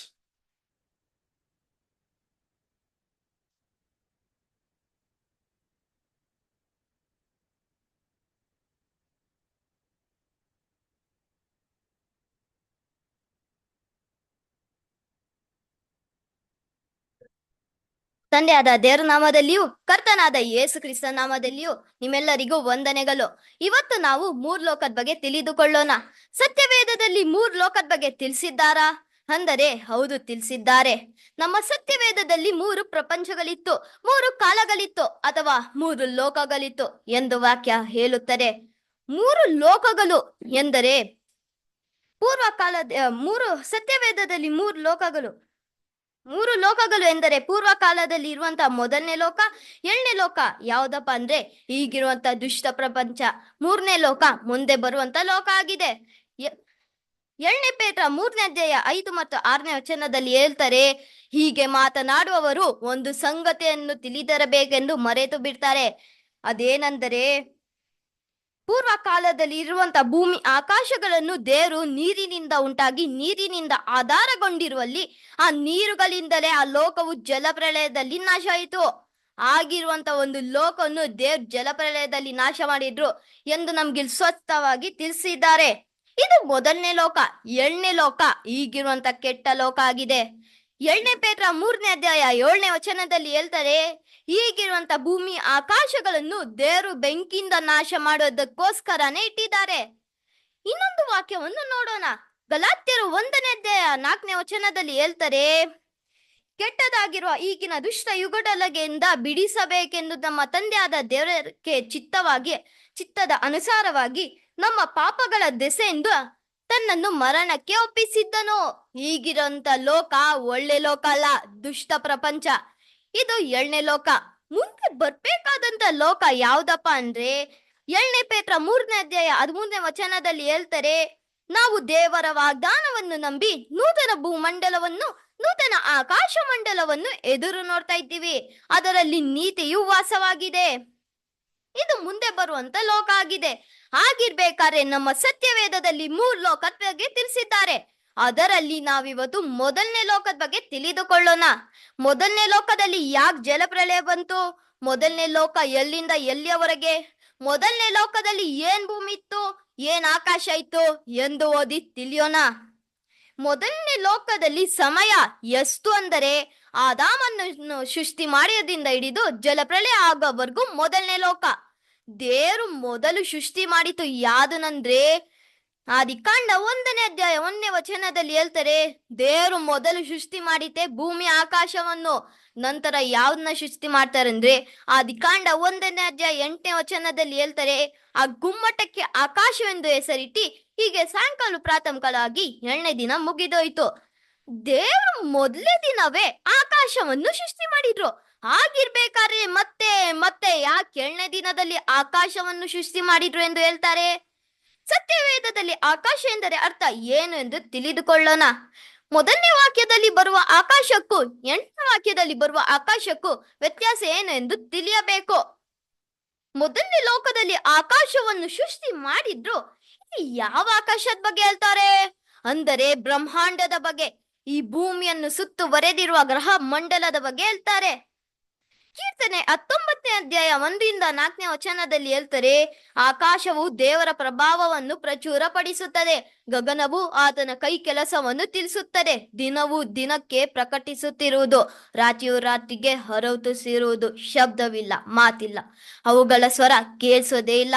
ಆದರೂ ಅವುಗಳ ಪ್ರಭಾವವು ಲೋಕದ ಕಟ್ಟ ಕಡೆಯವರೆಗೂ ವ್ಯಾಪಿಸುತ್ತಿರುವುದು. ದೇವರು ಸೂರ್ಯನಿಗೋಸ್ಕರ ಒಂದು ಗುಡಾರವನ್ನು ಮಾಡಿದ್ದಾರೆ. ದೇವರು ಮೊದಲು ಸೃಷ್ಟಿ ಮಾಡಬೇಕಾದರೆ ಆಕಾಶ ಸೃಷ್ಟಿ ಮಾಡಿದ್ರು. ಅದರಲ್ಲಿ ಈ ಭೂಮಿಯನ್ನು ಗ್ರಹವಾಗಿ ಮನುಷ್ಯರು ವಾಸ ಮಾಡೋದಕ್ಕೋಸ್ಕರ ಸೃಷ್ಟಿ ಮಾಡ್ತಾರೆ. ಇದು ಆದಿಕಾಂಡ 1ನೇ ಅಧ್ಯಾಯ 1ನೇ ವಚನದಲ್ಲಿ ಬರುವ ಆಕಾಶದ ಅರ್ಥ. ಆದಿಕಾಂಡ 1ನೇ ಅಧ್ಯಾಯ 8ನೇ ವಚನದಲ್ಲಿ ಬರುವ ಆಕಾಶ ಎಂದರೆ ನಮ್ಮ ಭೂಮಿ ಮೇಲಿರುವ ವಾಯುಮಂಡಲ. ಇದಕ್ಕೂ ಕೂಡ ಆಕಾಶ ಎಂದು ಹೇಳ್ತಾರೆ. ಗುಮ್ಮಟಕ್ಕೆ ದೇವರು ಆಕಾಶ ಎಂದು ಹೇಳ್ತಾರೆ. ಇದರ ಅರ್ಥವನ್ನು ತಿಳಿದುಕೊಳ್ಳೋಣ. ಆದಿಯಲ್ಲಿ ದೇವರು ಆದಾಮಗಳನ್ನು ಏದೆನ್ ತೋಟದಲ್ಲಿ ಸೃಷ್ಟಿ ಮಾಡ್ತಾರೆ. ಆ ಕಾಲದಲ್ಲಿ ಸೃಷ್ಟಿ ಮಾಡಿದಂತ ಎಲ್ಲ ಎಷ್ಟು ಅಂದವಾಗಿತ್ತು, ಎಷ್ಟು ಚಂದವಾಗಿದಂತೆ. ಆ ಕಾಲದ ಭೂಲೋಕದ ಶ್ರೀಯ ತುಂಬಾ ಲಕ್ಷಣವಾಗಿದ್ದು. ಅದ್ ಮಾತ್ರ ಅಲ್ಲ, ಆ ಕಾಲದಲ್ಲಿ ಮನುಷ್ಯ ಆಯುಸ್ಸು ಕೂಡ ದೀರ್ಘಾಯುಷಾಗಿತ್ತು. ಇಷ್ಟು ಸುಂದರ ದೀರ್ಘಾಯುಷಾಗಿತ್ತು. ಆದಾಮನು 930 ವರ್ಷ, ನೋಹ 950 ವರ್ಷ, ಅದೇ ಮೆತುಸೆಲರು 969 ವರ್ಷ ಬದುಕ್ತಾರೆ. ಅಷ್ಟು ವರ್ಷ ಬದುಕೋದಕ್ಕೆ ಏನ್ ಕಾರಣ? ಅವ್ರೇನ್ ಗಟ್ಟಿ ಮುಟ್ಟಿ ಆಹಾರ ತಿಂತಾರ? ಅವ್ರೇನ್ ಮಾಂಸಿಕ ಆಹಾರ ತಿಂತಾರ? ಏನ್ ಆಹಾರ ತಿಂತಾರು ಅಂದರೆ ಆದಿಕಾಂಡ 1ನೇ ಅಧ್ಯಾಯ 29 ಮತ್ತೆ 30ನೇ ವಚನದಲ್ಲಿ ಹೇಳ್ತಾರೆ, ದೇವರು ಭೂಮಿ ಮೇಲೆ ಇರುವ ಕಾಯಿ ಪಲ್ಯಗಳನ್ನು ಆಹಾರವಾಗಿ ಕೊಟ್ಟರು. ಎಲ್ಲ ಸಸ್ಯಾಹಾರಿ ಪ್ರಾಣಿಗಳು ಎಲ್ಲರೂ ತಿಂತಾ ಇದ್ದ ಆಹಾರ ಏನಂದ್ರೆ ಈ ಸಸ್ಯಾಹಾರಿ, ಈ ಕಾಯಿ ಪಲ್ಯಗಳು. ಈ ಎಲ್ಲ ಪ್ರಾಣಿಗಳು ತಿಂತಾ ಇದ್ದ ಕಾಯಿ ಪಲ್ಯಗಳು ಆಹಾರವಾಗಿತ್ತು. ಯಾರು ಮಾಂಸವನ್ನು ತಿಂತಾನೆ ಇದ್ದಿಲ್ಲ. ಮೊದಲನೇ ಲೋಕದಲ್ಲಿ ಮಳೆನೇ ಇರ್ಲಿಲ್ಲ. ಆಗಿರ್ಬೇಕಾದ್ರೆ ಈ ಗಿಡ ಮರಗಳು ಹೇಗ್ ಬೆಳೀತಾ ಇತ್ತು ಅಂದರೆ ಆದಿಕಾಂಡ 2ನೇ ಅಧ್ಯಾಯ 5 ಮತ್ತು 6ನೇ ವಚನದಲ್ಲಿ ಹೇಳ್ತಾರೆ, ಯೆಹೋವ ದೇವರು ಭೂಮಿ ಆಕಾಶಗಳನ್ನು ಉಂಟು ಮಾಡಿದಾಗ ಯಾವ ಗಿಡವಾದರೂ ಭೂಮಿಯಲ್ಲಿ ಇರಲಿಲ್ಲ. ಯಾಕಂದ್ರೆ ದೇವ್ರು ಮಳೆನೇ ಸುರಿಸಿಲ್ಲ. ಮೊದಲನೇ ಲೋಕದಲ್ಲಿ ದೇವ್ರು ವ್ಯವಸಾಯ ಮಾಡೋದಕ್ಕೆ ಮನುಷ್ಯರು ಇರ್ಲಿಲ್ಲ. ಹಾಗಿರ್ಬೇಕಾದ್ರೆ ಈ ಗಿಡ ಮರಗಳು ಹೇಗ್ ಬೆಳೀತಾ ಇತ್ತು ಅಂದರೆ ಈ ಮಂಜು, ಈ ಹಿಮ ಏನ್ ಮಾಡ್ತೈತೆ ಅಂದ್ರೆ ನೆಲವನ್ನೆಲ್ಲ ಒದ್ದೆ ಮಾಡ್ತಾ ಇತ್ತು. ಅದ್ರಿಂದನೇ ಗಿಡ ಮರಗಳು ಬೆಳೆಯೋದಕ್ಕೆ ಸಾಧ್ಯವಾಯಿತು. ಮೊದಲನೇ ಲೋಕದಲ್ಲಿ ಕೆಟ್ಟತನನೇ ಇರ್ಲಿಲ್ಲ. ಎಲ್ಲ ಪ್ರಾಣಿಗಳು ಸಸ್ಯಾಹಾರಿ ಆಹಾರವನ್ನು ತಿಂತಾ ಇದ್ರು ಮತ್ತು ಮನುಷ್ಯ ಆಯುಸ್ಸು ಕೂಡ ದೀರ್ಘಾಯುಷಾಗಿತ್ತು. ಇಷ್ಟು ಸುಂದರವಾಗಿರುವ ಲೋಕವನ್ನು ದೇವ್ರು ಯಾಕೆ ನಾಶ ಮಾಡಿದ್ರು ಎಂದು ನಾವಿವತ್ತು ನೋಡೋಣ. ಆದಿಕಾಂಡ 1ನೇ ಅಧ್ಯಾಯ 6 ಮತ್ತು 7ನೇ ವಚನದಲ್ಲಿ ಹೇಳ್ತಾರೆ, ದೇವರು ವಿಸ್ತಾರವಾದ ಗುಮ್ಮಟವನ್ನು ಮಾಡಿ ಅದರ ಕೆಳಗಿದ್ದ ನೀರನ್ನು ಅದರ ಮೇಲಿದ್ದ ನೀರನ್ನು ವಿಂಗಡಿಸಿದ್ದರು. ಅಂದರೆ ಭೂಮಿ ಮೇಲೆಯೂ ನೀರಿದೆ. ದೇವರು ಇಡೀ ಭೂಮಿ ಮೇಲೆ ನೀರಿನ ಕವಚವನ್ನು ಮಾಡಿದ್ದಾರೆ. ಅದು ನೀರಿನ ಕವಚ ಇರುವುದರಿಂದಲೇ ಭೂಮಿ ಮೇಲೆ ಯಾವುದೇ ರೀತಿಯ ಹಾನಿಕರವಾದ ಕಿರಣಗಳು ಬರೋದಕ್ಕೆ ಸಾಧ್ಯನೇ ಇಲ್ಲ. ಅದಕ್ಕೆ ಭೂಮಿ ಮೇಲೆ ಇರುವ ಯಾವುದೇ ವಸ್ತು ಕೊಲಿತಾ ಇದ್ದಿಲ್ಲ ಮತ್ತು ಮನುಷ್ಯ ಆಯುಸ್ಸು ಕೂಡ ದೀರ್ಘಾಯುಷಾಗಿತ್ತು. ಭೂಮಿ ವಾತಾವರಣ ಸಮತೋಲನವಾಗಿತ್ತು. ಅದರಿಂದ ಭೂಮಿ ವಾತಾವರಣ ಸಮತೋಲನವಾಗಿತ್ತು. ಇಷ್ಟು ಸುಂದರವಾಗಿರೋ ಲೋಕನ್ನು ದೇವ್ರು ಯಾಕೆ ನಾಶ ಮಾಡಿದ್ರು ಎಂದು ನೋಡೋಣ. ದೇವ್ರು ಮೊದಲು ಆದಾಮ ಹವ್ವಳನ್ನು ಏದೇನ್ ತೋಟದಲ್ಲಿ ಸೃಷ್ಟಿ ಮಾಡ್ತಾರೆ. ಆದಾಮ ಹವ್ವಳನ್ನು ಕಾಪಾಡೋದಕ್ಕೋಸ್ಕರ ಲೂಸಿಫರ್ನ ಕಳಿಸ್ತಾರೆ. ಆದ್ರೆ ಈ ಲೂಸಿಫರ್ ಏನ್ ಮಾಡ್ತಾರೆ? ಅವರು ದೇವ್ರಿಗೆ ಅವಿಧೇಯನಾಗಿ ಪಾಪಿಯಾದ್ರು. ನಂತರ ಆದಾಮ ಹವ್ವಳನ್ನು ಕಾಪಾಡೋದಕ್ಕೋಸ್ಕರ ಅವಕಾಶವನ್ನು ಯಾರ್ ಕೊಡ್ತಾರೆ ಅಂದರೆ ದೇವದೂತರು ಕೊಡ್ತಾರೆ. ದೇವದೂತರಿಗೆ ಒಂದು ವಿಶೇಷವಾದ ಆಶೀರ್ವಾದವನ್ನು ಕೊಡ್ತಾರೆ. ಅದೇನಪ್ಪಾ ಅಂದ್ರೆ ಅವರು ಭೂಮಿ ಮೇಲೆ ಬರುವಾಗ ಮಾನಸಿಕ ಶರೀರದಲ್ಲಿ ಬರ್ಬೋದಾಗಿತ್ತು, ಮತ್ತೆ ಆಕಾಶಕ್ಕೆ ಹೋಗುವಾಗ ಆತ್ಮಿಕ ಶರೀರದಲ್ಲಿ ಹೋಗ್ತಾ ಇದ್ರು. ದೇವದೂತರು ಭೂಲೋಕದಲ್ಲಿ ಬಂದು ಏನಪ್ಪ ಮಾಡ್ರು ಅದಲ್ಲಿ ವಚನದಲ್ಲಿ ಹೇಳ್ತಾರೆ. ಆದಿಕಾಂಡ 6ನೇ ಅಧ್ಯಾಯ 7ನೇ ವಚನದಲ್ಲಿ ದೇವದೂತರು ಮನುಷ್ಯ ಪುತ್ರಿಯರ ಸೌಂದರ್ಯವನ್ನು ನೋಡಿ ತಮಗೆ ಬೇಕಾದವರನ್ನು ಆರಿಸಿಕೊಂಡು ಹೆಂಡತಿಯಾಗಿ ಮಾಡ್ಕೊಂತಾರೆ. ದೇವದೂತರಿಗೆ ಯಾವಾಗ ಮದ್ವೆ ಮಾಡ್ಕೊಂಡ್ರೋ ಆಗ ದೇವ್ರ ದೃಷ್ಟಿಯಲ್ಲಿ ಕೆಟ್ಟವರಾದರು. ಇದು ದೇವ್ರ ಚಿತ್ತ ಅಲ್ಲ, ಇದು ದೇವ್ರಿಗೆ ವಿರುದ್ಧವಾಗಿತ್ತು. ಸರಿ, ಹಾಗಿದ್ರೆ ದೇವದೂತರು ಮದ್ವೆ ಮಾಡ್ಕೊಂತಾರೆ. ಅವ್ರಿಗೆ ಅನುಮತಿನೂ ಇರ್ಲಿಲ್ಲ. ಮತ್ತಾಯ 27ನೇ ಅಧ್ಯಾಯ 30ನೇ ವಚನದಲ್ಲಿ ಹೇಳ್ತಾರೆ, ಪುನರುತ್ಥಾನವಾದ ಮೇಲೆ ಮದುವೆ ಮಾಡಿಕೊಳ್ಳುವುದೂ ಇಲ್ಲ, ಮಾಡಿಕೊಡುವುದೂ ಇಲ್ಲ. ಪರಲೋಕದಲ್ಲಿರುವ ದೇವದೂತರಂತೆ ಇರುತ್ತಾರೆ. ದೇವದೂತರಿಗೆ ಮದ್ವೆ ಮಾಡಿಕೊಳ್ಳೋದಕ್ಕೆ ಅನುಮತಿನೂ ಇರ್ಲಿಲ್ಲ. ಆದ್ರೂ ಅವರು ಮದ್ವೆ ಮಾಡ್ಕೊಂತಾರೆ. ಸರಿ, ಹಾಗಿದ್ರೆ ದೇವದೂತರು ಮದ್ವೆ ಮಾಡ್ಕೊಂತಾರೆ.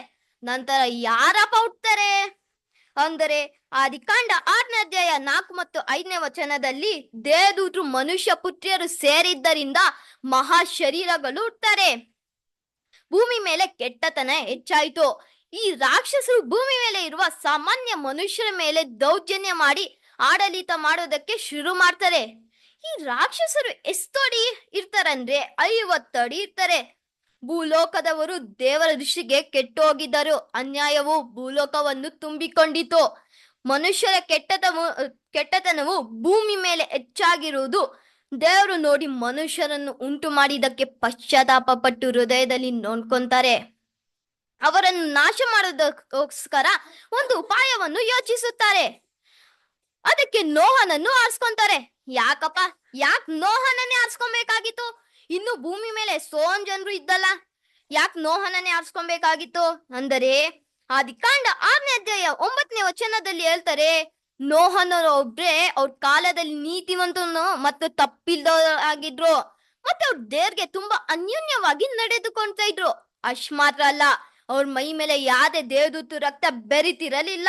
ಅದಕ್ಕೆ ದೇವರು ನೋಹನನ್ನು ಆರಿಸ್ಕೊಂತಾರೆ. ನಂತರ ದೇವರು ನೋಹನಿಗೆ ನಾವೇನು ಕಟ್ಟು ಅಂತಾರೆ. ನೋಹ ನಾವೇನು ಕಟ್ಟೋದಕ್ಕೆ ಎಷ್ಟು ವರ್ಷ ತಗೊಳ್ತಾರೆ ಅಂದರೆ 120 ವರ್ಷ ತಗೊಳ್ತಾರೆ. ನಂತರ ನಾವೇನು ಕಟ್ಟಿದ ಮೇಲೆ ದೇವರು ಹೇಳ್ತಾರೆ ನೋಹನಿಗೆ, ಆದಿಕಾಂಡ 7ನೇ ಅಧ್ಯಾಯ 2 ಮತ್ತು 3ನೇ ವಚನದಲ್ಲಿ, ಎಲ್ಲ ಪ್ರಾಣಿಗಳನ್ನು ನೀನು ಜೊತೆ ಆಗಿ ನಾವೆಲ್ಲಿ ಕರೆದುಕೊಂಡು ಹೋಗು. ಶುದ್ಧವಾದ ಪ್ರಾಣಿಗಳು ಗಂಡು ಹೆಣ್ಣು 7, ಅದೇ ಅಶುದ್ಧವಾದ ಪ್ರಾಣಿಗಳು ಗಂಡು ಹೆಣ್ಣು 2. ಯಾಕಪ್ಪ ಈ ಶುದ್ಧವಾದ ಪ್ರಾಣಿಗಳು 7 ಎಂದರೆ ಅವುಗಳು ದೇವ್ರಿಗೆ ಯಜ್ಞ ಸಲ್ಲಿಸೋದಕ್ಕೆ. ನಂತರ ನೋಹ ನಾವೆಲೆಗೆ ಪ್ರಾಣಿಗಳನ್ನು ಕರೆದುಕೊಂಡು ಹೋಗುತ್ತಾರೆ. ನಂತರ ದೇವರು ಜಲಪ್ರಳಯವನ್ನು ಬರಮಾಡ್ತಾರೆ. ಮೊದಲನೇ ಲೋಕದಲ್ಲಿ ಮಳೆನೇ ಇರ್ಲಿಲ್ಲ. ಹಾಗಿರ್ಬೇಕಾದ್ರೆ ಈ ಜಲಪ್ರಳಯ ಹೇಗ್ ಬಂತು? ಅದನ್ನ ಆದಿಕಾಂಡ 7ನೇ ಅಧ್ಯಾಯ 11 ಮತ್ತು 12ನೇ ವಚನದಲ್ಲಿ, ಭೂಮಿ ಕೆಳಗಿರುವ ಸಾಗರದ ಸೆರೆಗಳು ಒಡೆದವು, ಆಕಾಶದ ತೂಬುಗಳು ತೆರೆದವು, 40 ದಿನವೂ ಹಗಲಿರಲು ದೊಡ್ಡ ಮಳೆ ಸುರಿಯಿತು. ಮೇಲಿರುವ ಕವಚ ಹೊಡೆದು ಹಾಕಿದ್ದರಿಂದ ಮೇಲೆ ಇರುವ ಎಲ್ಲಾ ನೀರು ಮಳೆ ರೀತಿ ಭೂಮಿ ಮೇಲೆ ಬಿತ್ತು. ಆ ಜಲಪ್ರಳಯದಲ್ಲಿ ಮನುಷ್ಯರು ಮತ್ತು ರಾಕ್ಷಸರು ನಾಶ ಆಗ್ತಾರೆ. ಈ ರಾಕ್ಷಸರು ಹೇಗ್ ನಾಶ ಆದ್ರು? ಅವ್ರು ದೇವದೂತರು ಹುಟ್ಟಿದ್ರು ತಾನೆ. ಹಾಗಿದ್ರೆ ಹೇಗ್ ನಾಶವಾದ್ರು ಅಂದರೆ ಈ ರಾಕ್ಷಸರು ದೇವದೂತರು ಹುಟ್ಟಿದ್ರು. ಆದ್ರೆ ದೇವದೂತರ ತರ ಅವ್ರಿಗೆ ಆತ್ಮಿಕ ಶರೀರ ಇರ್ಲಿಲ್ಲ. ಅವ್ರ ಮಾನಸಿಕ ಶರೀರದಲ್ಲಿಯೇ ಅತಿ ಶಕ್ತಿಶಾಲಿ ರಾಕ್ಷಸರ ತರ ಇರ್ತಾರೆ. ಅದಕ್ಕೆ ರಾಕ್ಷಸರು ಜಲಪ್ರಳಯದಲ್ಲಿ ನಾಶ ಆಗ್ತಾರೆ. ಸರಿ, ಹಾಗಿದ್ರೆ ಮನುಷ್ಯರು ನಾಶ ಆದ್ರು, ರಾಕ್ಷಸರು ನಾಶ ಆದ್ರು. ಈ ದೇವದೂತರು ಏನಾದ್ರು? ಅವರು ಮಾನಸಿಕ ದೇಹದಿಂದ ಆತ್ಮಿಕ ಶರೀರಕ್ಕೆ ಮಾರ್ಪಾಡಾಗಿತ್ತಲ್ಲ. ಯಾವಾಗ ಜಲಪ್ರಳಯ ಬಂತೋ ಆವಾಗ ದೇವದೂತರು ಮಾನಸಿಕ ದೇಹದಿಂದ ಆತ್ಮಿಕ ಶರೀರಕ್ಕೆ ಮಾರ್ಪಾಡಾಗಿ ತಪ್ಪಿಸಿಕೊಂಡ್ರು. ಸರಿ, ಹಾಗಿದ್ರೆ ತಪ್ಪಿಸಿಕೊಂಡು ಎಲ್ಲೋದ್ರು? ಅವ್ರೇನ್ ಪರಲೋಕಕ್ಕೆ ಹೋದ್ರ? ದೇವ್ರ ಪರಲೋಕಕ್ಕೆ ಸೇರ್ಸ್ಕೊಂಡ್ರ ಅಂದರೆ ಇಲ್ಲ. 2ನೇ ಪೇತ್ರ 7ನೇ ಅಧ್ಯಾಯ 4ನೇ ವಚನದಲ್ಲಿ ಹೇಳ್ತಾರೆ, ದೇವದೂತರು ಪಾಪ ಮಾಡಿದಾಗ ದೇವ್ರವರನ್ನು ಸುಮ್ಮನೆ ಬಿಡಲಿಲ್ಲ. ಕತ್ತಲೆ ಗುಂಡಿಯಲ್ಲಿ ನ್ಯಾಯ ತೀರ್ಪನ್ನು ಹೊಂದೋದಕ್ಕೆ ಇಟ್ಟುಕಟ್ಟು ಹಾಕಿದ್ದಾರೆ. ಯಾವುದಪ್ಪ ಈ ಕತ್ತಲೆ ಗುಂಡಿ ಅಂದರೆ ಭೂಮಿ ಮೇಲಿರುವ ವಾಯುಮಂಡಲದಲ್ಲಿ ಇಟ್ಟುಕಟ್ಟು ಹಾಕಿದ್ದರು. ಅಲ್ಲಿಂದ ದೇವದೂತರು ಮಾನಸಿಕ ಶರೀರದಿಂದ ಭೂಮಿ ಮೇಲೆ ಬರೋದಕ್ಕೆ ಸಾಧ್ಯನೇ ಇಲ್ಲ. ಅದಕ್ಕೆ ಅಪೊಸ್ತಲರಾದ ಪೌಲರು ಹೇಳ್ತಾರೆ, ನಮ್ಮ ಹೋರಾಟ ಮನುಷ್ಯರ ಸಂಗಡ ಅಲ್ಲ, ದುರಾತ್ಮರ ಸೇನೆಗಳ ಮೇಲೆ ನಾವು ಹೋರಾಡುವರಾಗಿದ್ದೇವೆ ಎಂದು ಹೇಳುತ್ತಾರೆ. ಈ ರೀತಿ ದೇವರು ಮೊದಲನೇ ಲೋಕವನ್ನು ನಾಶ ಮಾಡಿದ್ರು.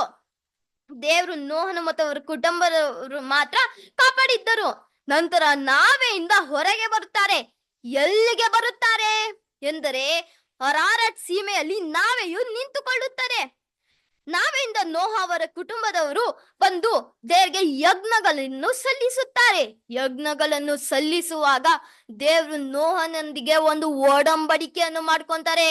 ಅದೇನಪ್ಪ ಅಂದ್ರೆ ಆದಿಕಾಂಡ 9ನೇ ಅಧ್ಯಾಯ 12ನೇ ವಚನದಲ್ಲಿ ಹೇಳ್ತಾರೆ, ದೇವರು ಇನ್ನು ಮುಂದೆ ಜಲಪ್ರಳಯ ಮಾಡೋದಿಲ್ಲ ಎಂದು ಪ್ರತಿಜ್ಞೆ ಮಾಡಿ ಮೇಘಗಳಲ್ಲಿ ಮುಗಿಲು ಬಿಲ್ಲನ್ನು ಗುರುತಾಗಿ ಇಟ್ಟರು.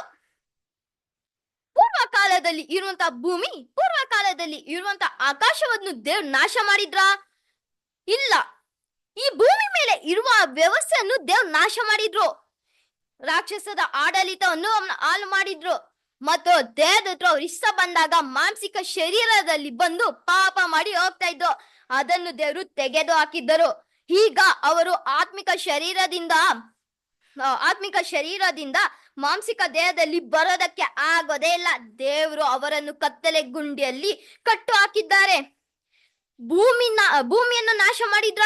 ಗ್ರಹಗಳನ್ನು ನಾಶ ಮಾಡಿದ್ರ ಅಂದರೆ ಇಲ್ಲ. ಇದೇ ಗ್ರಹದಲ್ಲಿ ನೋಹನು ಮುಂದೆ ವಾಸ ಮಾಡುತ್ತಾನೆ. ದೇವರು ಆ ವ್ಯವಸ್ಥೆಯನ್ನು ನಾಶ ಮಾಡಿದ್ರು, ಹೊರತು ಭೂಮಿಯನ್ನಲ್ಲ. ಪ್ರಸಂಗಿ 1ನೇ ಅಧ್ಯಾಯ 4ನೇ ವಚನದಲ್ಲಿ ಹೇಳ್ತಾರೆ, ಒಂದು ತಲಾಂತರು ಗತಿಸುವುದು, ಇನ್ನೊಂದು ತಲಾಂತರು ಬರುವುದು, ಭೂಮಿಯಾದರೂ ಶಾಶ್ವತವಾಗಿ ನಿಲ್ಲುವುದು. ಭೂಮಿ ನಾಶ ಆಗೋದಿಲ್ಲ, ಭೂಮಿಯಲ್ಲಿರುವ ವ್ಯವಸ್ಥೆ ಮಾತ್ರ ನಾಶ ಆಯಿತು. ಯೆಶಾಯ 45ನೇ ಅಧ್ಯಾಯ 15ನೇ ವಚನದಲ್ಲಿ ಹೇಳ್ತಾರೆ, ದೇವರು ಭೂಮಿಯನ್ನು ಸೃಷ್ಟಿ ಮಾಡಿದ್ದು ಸುಮ್ಮನೆ ಇಡುವುದಕ್ಕಲ್ಲ, ಮನುಷ್ಯರು ವಾಸ ಮಾಡೋದಕ್ಕೋಸ್ಕರನೇ ದೇವ್ರ ಭೂಮಿಯನ್ನು ಸೃಷ್ಟಿ ಮಾಡಿತು. ಇದು 1ನೇ ಲೋಕ. 2ನೇ ಲೋಕದ ಬಗ್ಗೆ ಜೋಶುವ ಬರೆದ ತಿಳಿಸುತ್ತಾರೆ. ದೇವ್ರಿಗೆ ಸ್ತೋತ್ರ, ದೇವ್ರಿಗೆ ಮಹಿಮೆ. ಆಮೆನ್. Thank you. 1656 ವರ್ಷದಲ್ಲಿ ಕಳೆದೋಯ್ತು 1ನೇ ಲೋಕಕ್ಕೆ. ಗುಡ್. ನೆಕ್ಸ್ಟ್ ಈಗ ಜೋಶ್ವಾ ಕೆವಿನ್ ನಮ್ಮ ಮಧ್ಯದಲ್ಲಿ 2ನೇ ಲೋಕದ ಬಗ್ಗೆ ಮಾತಾಡ್ತಾರೆ.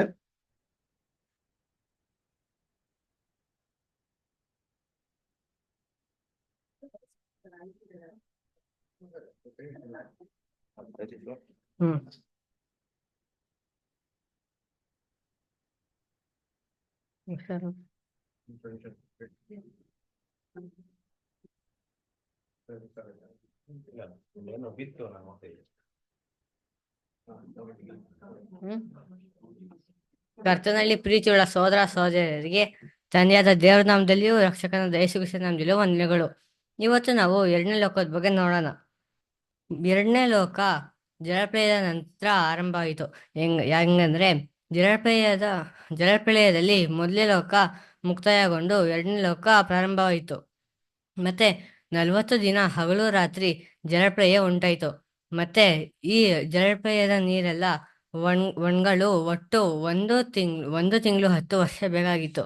ಇದಕ್ಕೆ ನೋವಾ ಮತ್ತು ಅವರ ಕುಟುಂಬದವರು ಒಟ್ಟು 1 ತಿಂಗಳು 10 ದಿನ 1 ವರ್ಷ 1 ತಿಂಗಳು 1 ವರ್ಷ 1 ತಿಂಗಳು 10 ದಿನ ಈ ಭೂಮಿ ಒಣಗಲು ಬೇಕಾಗಿತ್ತು.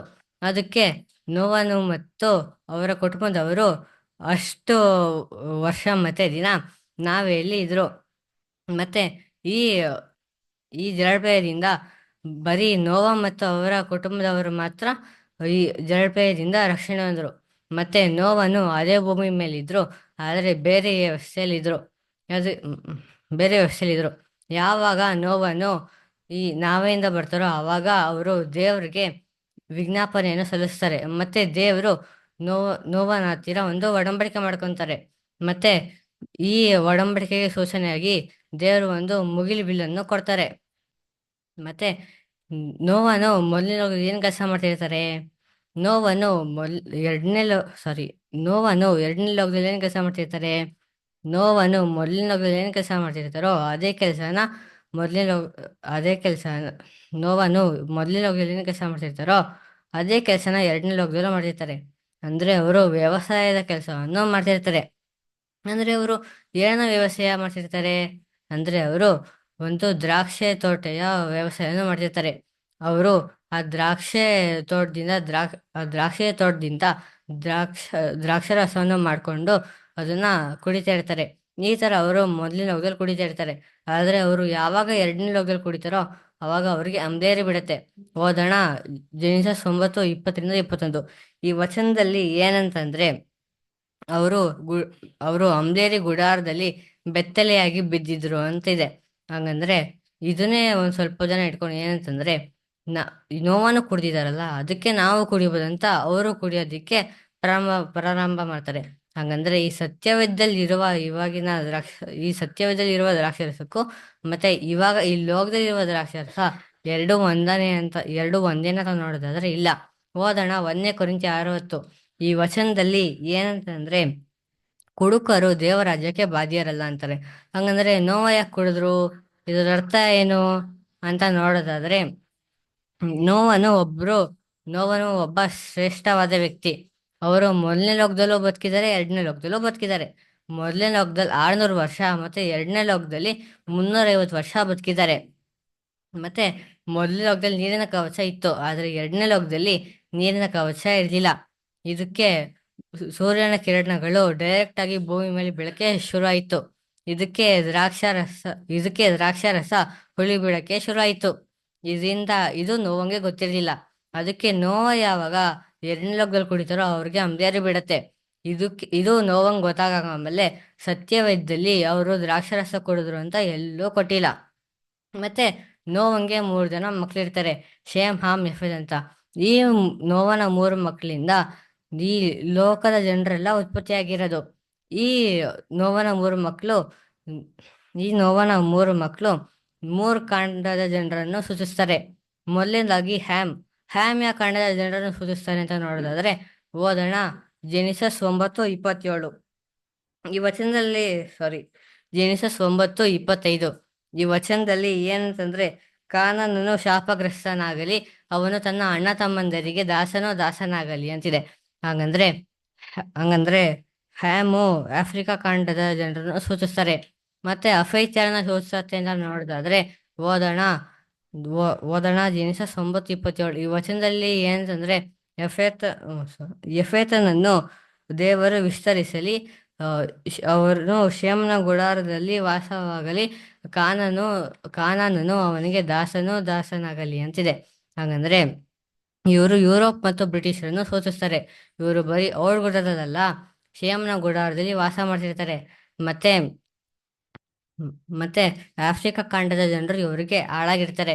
ಮತ್ತೆ ಶೇಮ್ ಸೂಚಿಸ್ತಾರೆ ಅಂತ ನೋಡೋದಾದ್ರೆ ಜೆನಿಸಸ್ 9:26. ಈ ವಚನದಲ್ಲಿ ಏನಂತಂದ್ರೆ ಶೇಮನ ದೇವರಾದ ಯೆಹೋವನಿಗೆ ಸ್ತೋತ್ರವಾಗಲಿ ಅಂತಾರೆ. ಹಂಗಂದ್ರೆ ಇವರು ದೇವರನ್ನು ಹುಡ್ಕುವ ಜನರು. ಹಂಗಂದ್ರೆ ಈ ಶೇಮು ಏಷ್ಯಾ ಖಂಡದ ಜನರನ್ನು ಸೂಚಿಸ್ತಾರೆ. ಇವರು ಎಲ್ಲಾ ಧರ್ಮಗಳು ಈ ಏಷ್ಯಾ ಖಂಡದಿಂದನೇ ಉತ್ಪತ್ತಿಯಾಗಿರೋದು. ಈ ತರ ನೋವನ 3 ಮಕ್ಕಳಿಂದ ಲೋಕದ ಜನರೆಲ್ಲ ಉತ್ಪತ್ತಿ ಆಗ್ತಾರೆ. ಮತ್ತೆ ಆಗಿನ ಕಾಲದಲ್ಲಿ ಎಲ್ಲರಿಗೂ ಬರೀ ಒಂದೇ ಭಾಷೆ ಇರುತ್ತೆ. ಮತ್ತೆ ಅವರು ಒಂದು ದೊಡ್ಡ ಗೋಪುರವನ್ನು ಕಟ್ಟಕ್ಕೆ ಶುರು ಮಾಡ್ತಾರೆ. ಏಕಂದ್ರೆ ದೇವರೇನಾದ್ರು ತಿರ್ಗಾ ಜಲಪ್ರಳಯವನ್ನು ಸೃಷ್ಟಿ ಮಾಡಿದ್ರೆ ಅವರು ಆ ಜಲಪ್ರಳಯದಿಂದ ತಪ್ಪಿಸ್ಕೊಂಬಂತ ಒಂದು ದೊಡ್ಡ ಗೋಪುರವನ್ನು ಕಟ್ತಾರೆ. ದೇವ್ರಿಗೆ ಇದು ಇಷ್ಟ ಆಗಿಲ್ಲ. ಅದಕ್ಕೆ ದೇವರು ಅವರ ಭಾಷೆಗಳನ್ನು ತಾರುಮಾರು ಮಾಡ್ತಾರೆ. ಮತ್ತೆ ಈ ಜನರೆಲ್ಲ ಅವರವರ ಭಾಷೆಗಳ ಪ್ರಕಾರ ಬೇರೆ ಬೇರೆ ದೇಶಗಳಲ್ಲಿ ಇರುವುದಕ್ಕೆ ಪ್ರಾರಂಭ ಮಾಡ್ತಾರೆ. ಮತ್ತೆ ಅದಕ್ಕೆ ಈ ಲೋಕದಲ್ಲಿ 2000ಕ್ಕಿಂತ ಹೆಚ್ಚು ಭಾಷೆಗಳಿರೋದು. ಮತ್ತೆ ಈ ಎರಡನೇ ಲೋಕದಲ್ಲಿ ಒಬ್ರು ಮುಖ್ಯವಾದ ವ್ಯಕ್ತಿ ಇರ್ತಾರೆ. ಅವ್ರ ಹೆಸರು ಅಬ್ರಾಮ್ ಅಂತ. ಈ ಅಬ್ರಾಮು ಮೆಸೊಪೊತಾಮಿಯಾದಲ್ಲಿ ಇದ್ದಾಗ ದೇವರು ಇವ್ರಿಗೆ ಕಾಣಿಸ್ಕೊಂಡ್ಬಿಟ್ಟು ನಿನ್ನ ಸ್ವದೇಶವನ್ನು ನಿನ್ನ ಬಂಧು ಬಳಗಗಳನ್ನು ನೀನು ಬಿಟ್ಬಿಟ್ಟು ನಾನು ಹೇಳಿದ ಸ್ಥಳಕ್ಕೆ ಬಾ ಅಂತಾರೆ. ಅವಾಗ ಅಬ್ರಾಮನು ಮೆಸೊಪೊತಾಮಿಯಾನ ಬಿಟ್ಬಿಟ್ಟು ಕಾನಾನಿಗೆ ಬರ್ತಾರೆ. ಮತ್ತೆ ಅವರ ಅಪ್ಪ ಸತ್ತ ಆಮೇಲೆ ಅವರು ಕಾನಾನ್ ದೇಶವನ್ನು ಬಿಟ್ಬಿಟ್ಟು ಕಾನಾನ್ ದೇಶಕ್ಕೆ ಬರ್ತಾರೆ. ಮತ್ತೆ ಅಬ್ರಾಮನಿಗೆ ಎಲ್ಲ ಐಶ್ವರ್ಯ ಎಲ್ಲ ಇರುತ್ತೆ, ಆದ್ರೆ ಅವರಿಗೆ ಒಂದು ಮಗು ಇರಲ್ಲ.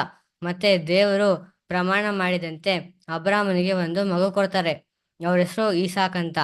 ಯಾವಾಗ ಈಸಾಕನನು ಬರ್ತಾರೋ ಅವಾಗ ಅಬ್ರಾಮನಿಗೆ 100 ವರ್ಷ ಆಗಿರುತ್ತೆ. ಮತ್ತೆ ಈಸಾಕನನು ಸುಮಾರು 18 ವರ್ಷ ಆಗಿರ್ಬೇಕಾದ್ರೆ ಅವ್ರಿಗೆ ಯಾವಾಗ ಈಸಾಕನನು ಸುಮಾರು 18 ವರ್ಷ ಆಗಿರುತ್ತೋ ಅವಾಗ ಅಬ್ರಾಮನಿಗೆ ದೇವರು ಒಂದು ಪರೀಕ್ಷೆ ಕೊಡ್ತಾರೆ. ಅದೇನಂದ್ರೆ ನಿನ್ನ ಒಬ್ಬನೇ ಮಗನಾದ ಈಸಾಕನನ್ನು ನನಗೆ ಬಲಿ ಕೊಡು ಅಂತ ದೇವರು ಅಬ್ರಾಮನನ್ನು ಕೇಳ್ತಾರೆ. ಅವಾಗ ಅಬ್ರಾಮನು ದೇವ್ರು ಹೇಳಿದ ಬೆಟ್ಟಕ್ಕೆ ಹೋಗ್ಬಿಟ್ಟು ಎಲ್ಲ ಸಿದ್ಧತೆಯನ್ನ ಮಾಡ್ಕೊಂಡು ಕತ್ತಿ ಎತ್ಬಿಟ್ಟು ಇನ್ನೇನು ಈಸಾಕನನ್ನು ಬಲಿ ಕೊಡ್ಬೇಕು. ಅವಾಗ ದೇವದೂತರು ಬಂದ್ಬಿಟ್ಟು ಅಂತಾರೆ, ನೀನು ಅವನ್ಗೆ ಏನು ಮಾಡಬೇಡ, ನೀನು ಅವನ ಮೇಲೆ ಕೈ ಹಾಕ್ಬೇಡ, ನಿನ್ಗೆ ಅವನು ಒಬ್ಬನೇ ಮಗನಾಗಿದ್ರು ನೀನು ಅವನನ್ನು ನನಗೆ ಬಲಿ ಕೊಡೋದಕ್ಕೆ ಸಿದ್ಧನಾಗಿದ್ಯಾ. ಇವಾಗ ನಂಗೆ ಗೊತ್ತಾಯ್ತು ನೀನು ನನಗೆ ಎಷ್ಟು ಭಯಭಕ್ತಿ ಉಳ್ಳವನಾಗಿದ್ಯಾ ಅಂತ ಅಂತಾರೆ. ಮತ್ತೆ ಅವಾಗ ದೇವರು ಅಬ್ರಾಮ್ ಜೊತೆ ಒಂದು ಒಡಂಬಡಿಕೆ ಮಾಡ್ಕೊಂತಾರೆ. ಆ ಒಡಂಬಡಿಕೆ ಏನು ಅಂತ ನೋಡೋದಾದ್ರೆ ಓದೋಣ. ಜೆನಿಸಸ್ 22:17. ಈ ವಚನದಲ್ಲಿ ಏನಂತಂದ್ರೆ, ನಿನ್ನ ಸಂತತಿಯನ್ನು ಹೆಚ್ಚಿಸುವೆನು, ಆಕಾಶದ ನಕ್ಷತ್ರಗಳಂತೆಯೂ ಸಮುದ್ರ ತೀರದಲ್ಲಿರುವ ಉಸುಬಿನಂತೆಯೂ ಅಂತಾರೆ. ಹಂಗಂದ್ರೆ ನಾವು ಆಕಾಶದ ತೀರದಲ್ಲಿರೋ ಉಸುಬುಗಳನ್ನ ಎಣಿಸಕ್ಕಾಗತ್ತಾ? ಇಲ್ಲ. ಸಮುದ್ರ ತೀರದಲ್ಲಿರೋ ಉಸುಬುಗಳನ್ನ ಎಣಿಸಕ್ಕಾಗತ್ತಾ? ಇಲ್ಲ. ಹಂಗಂದ್ರೆ ನಾವು ಎರಡನ್ನೂ ಎಣಿಸಕ್ಕಾಗಲ್ಲ. ಹಂಗಂದ್ರೆ ದೇವ್ರು ಯಾವ್ದೋ ಒಂದನ್ನು ಹೇಳ್ಬೋದಾಗಿತ್ತಲ್ಲ, ಯಾಕೆ ಎರಡನ್ನೂ ಹೇಳಿದ್ರು? ಇದರದ ಅರ್ಥ ಏನು ಅಂತ ನೋಡೋದಾದ್ರೆ, ಆಕಾಶದ ತೀರದಲ್ಲಿರೋ ಆಕಾಶದ ನಕ್ಷತ್ರ ಅಂದ್ರೆ ಪರಲೋಕ ರಕ್ಷಣೆ. ಹೆಂಗಂದ್ರೆ ಆಕಾಶದ ನಕ್ಷತ್ರ ಮೇಲ್ಗಡೆ ಇದೆ, ಹಂಗೆ ಇದು ಪರಲೋಕ ರಕ್ಷಣೆಗೆ ಸಂಬಂಧವಾಗಿದೆ. ಮತ್ತೆ ಸಮುದ್ರ ತೀರದಲ್ಲಿರುವ ಉಸುಬು ಅಂದ್ರೆ ಇದು ಭೂಲೋಕ ರಕ್ಷಣೆಗೆ ಸೂಚನೆಯಾಗಿದೆ. ಹೆಂಗಂದ್ರೆ ಸಮುದ್ರ ತೀರದಲ್ಲಿರುವ ಉಸುಬು ಭೂಮಿ ಮೇಲಿದೆ, ಹಂಗೆ ಇದು ಭೂಲೋಕ ರಕ್ಷಣೆಗೆ ಸಂಬಂಧವಾಗಿದೆ. ಮತ್ತೆ ಸತ್ಯವೇದದಲ್ಲಿ ಒಬ್ಬರು ಮುಖ್ಯವಾದ ಮತ್ತೆ ಶ್ರೇಷ್ಠವಾದ ವ್ಯಕ್ತಿಯು ಇರ್ತಾರೆ. ಸತ್ಯವೇದದಲ್ಲಿ ತುಂಬಾ ಮುಖ್ಯವಾದ ಮತ್ತೆ ಶ್ರೇಷ್ಠವಾದ ವ್ಯಕ್ತಿ ಇರ್ತಾರೆ. ಅವ್ರು ಯಾರಿರ್ಬೋದು? ಅಬ್ರಹಾಮ, ಈಸಾಕ, ಯಾಕೋಬ, ಮೋಸಸ, ದಾವೀದ, ಯಾರಿರ್ಬೋದು ಅಂತ ನೋಡೋದಾದ್ರೆ ಮತ್ತಾಯ 11:11. ಈ ವಚನದಲ್ಲಿ ಏನಂತಂದ್ರೆ, ಸ್ತ್ರೀಯರಲ್ಲಿ ಹುಟ್ಟಿದವರೊಳಗೆ ಸ್ನಾನಿಕನಾದ ಯೋಹಾನಗಿಂತ ದೊಡ್ಡವರು ಯಾರಿಲ್ಲ ಅಂತಾರೆ. ಹಂಗಂದ್ರೆ ಸತ್ಯವೇದದಲ್ಲಿ ತುಂಬಾ ಮುಖ್ಯವಾದ ಮತ್ತೆ ಶ್ರೇಷ್ಠವಾದ ವ್ಯಕ್ತಿಯು ಯೋಹಾನನು. ಮತ್ತೆ ಇದಾದ್ಮೇಲೆ ಏನಂತ ಅಂದ್ರೆ, ಆದರೂ ಪರಲೋಕ ರಾಜ್ಯದಲ್ಲಿರುವ ಚಿಕ್ಕವನು ಅವನಿಗಿಂತಲೂ ದೊಡ್ಡವರು ಅಂತಾರೆ. ಹಂಗಂದ್ರೆ ಯೋಹಾನನು ಭೂಲೋಕದಲ್ಲಿ ಎಷ್ಟೇ ದೊಡ್ಡವರಾಗಿರ್ಲಿ, ಅವರು ಪರಲೋಕ ರಾಜ್ಯದಲ್ಲಿರುವ ಚಿಕ್ಕವರಿಗಿಂತ ಅವರು ದೊಡ್ಡವರಲ್ಲ ಅಂತಾರೆ. ಹಂಗಂದ್ರೆ ಯೋಹಾನನು ಕೂಡ ಭೂಲೋಕ ರಕ್ಷಣೆಗೆ ಸೇರೋದು. ಹಂಗಂದ್ರೆ ಯೇಸು ಕ್ರಿಸ್ತು ಬರೋಕ್ಕಿಂತ ಮುಂಚೆ ಯಾರು ಪರಲೋಕ ರಕ್ಷಣೆಗೆ ಹೋಗಿಲ್ಲ ಅಂದ್ರೆ, ಹಂಗಂದ್ರೆ ಏನೋಕೆಲ್ಲೋದ್ರು, ಎಲಿಯ ಎಲ್ಲೋದ್ರು? ಇದನ್ನ ವಾಕ್ಯದ ಮುಖಾಂತರ ತರುಣ್ ಬ್ರದರ್ ತಿಳಿಸ್ಬೇಕಂತ ಕೇಳ್ಕೊಂತೀನಿ. Thank you. ಪ್ರೀತಿ ಸಹೋದರರೇ, ಜೋಶುವಾಗಿ ಆರೋಗ್ಯ ಸರಿಯಿಲ್ಲ, ಎಲ್ಲರೂ ಪ್ರಾರ್ಥನೆ ನೆನೆಸ್ಕೊಳ್ಳಿ. ಅದು ಕೂಡ ಮಕ್ಕಳು ಬಂದು ತಮ್ಮ ಪ್ರಯತ್ನದಲ್ಲಿ ದೇವರ ವಾಕ್ಯವನ್ನು ಹೇಳಿದ್ದಾರೆ. ದೇವರು ಅವರನ್ನ ಆಶೀರ್ವದಿಸಲಿ. ನೆಕ್ಸ್ಟ್ ತರುಣ್ ರಾಜ್, 2ನೇ ಲೋಕದ ಕಂಟಿನ್ಯೂ ಪಾರ್ಟ್ನ ಮಾತಾಡ್ತಾ ಇದ್ರೆ ತರುಣ್ ರಾಜ್.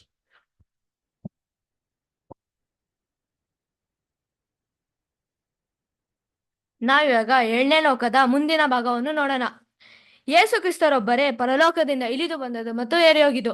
ಹಾಗಿರಬೇಕಾದ್ರೆ ಈ ಎಲಿಯನೆಲ್ಲಿ ಹೋದ್ರು ಮತ್ತೆ ದಾವಿದನೆಲ್ಲಿ ಹೋದ್ರು ನಾವು ವಾಕ್ಯದ ಮುಖಾಂತರ ನೋಡೋಣ. ಅಪೊಸ್ತಲ ಕೃತ್ಯ 7ನೇ ಅಧ್ಯಾಯ 34ನೇ ವಚನದಲ್ಲಿ ಏನಂತಾರಂದ್ರೆ, ದಾವಿದನು ಪರಲೋಕಕ್ಕೆ ಹೋಗಲ್ಲ ಅಂತ ಅಂತಾರೆ.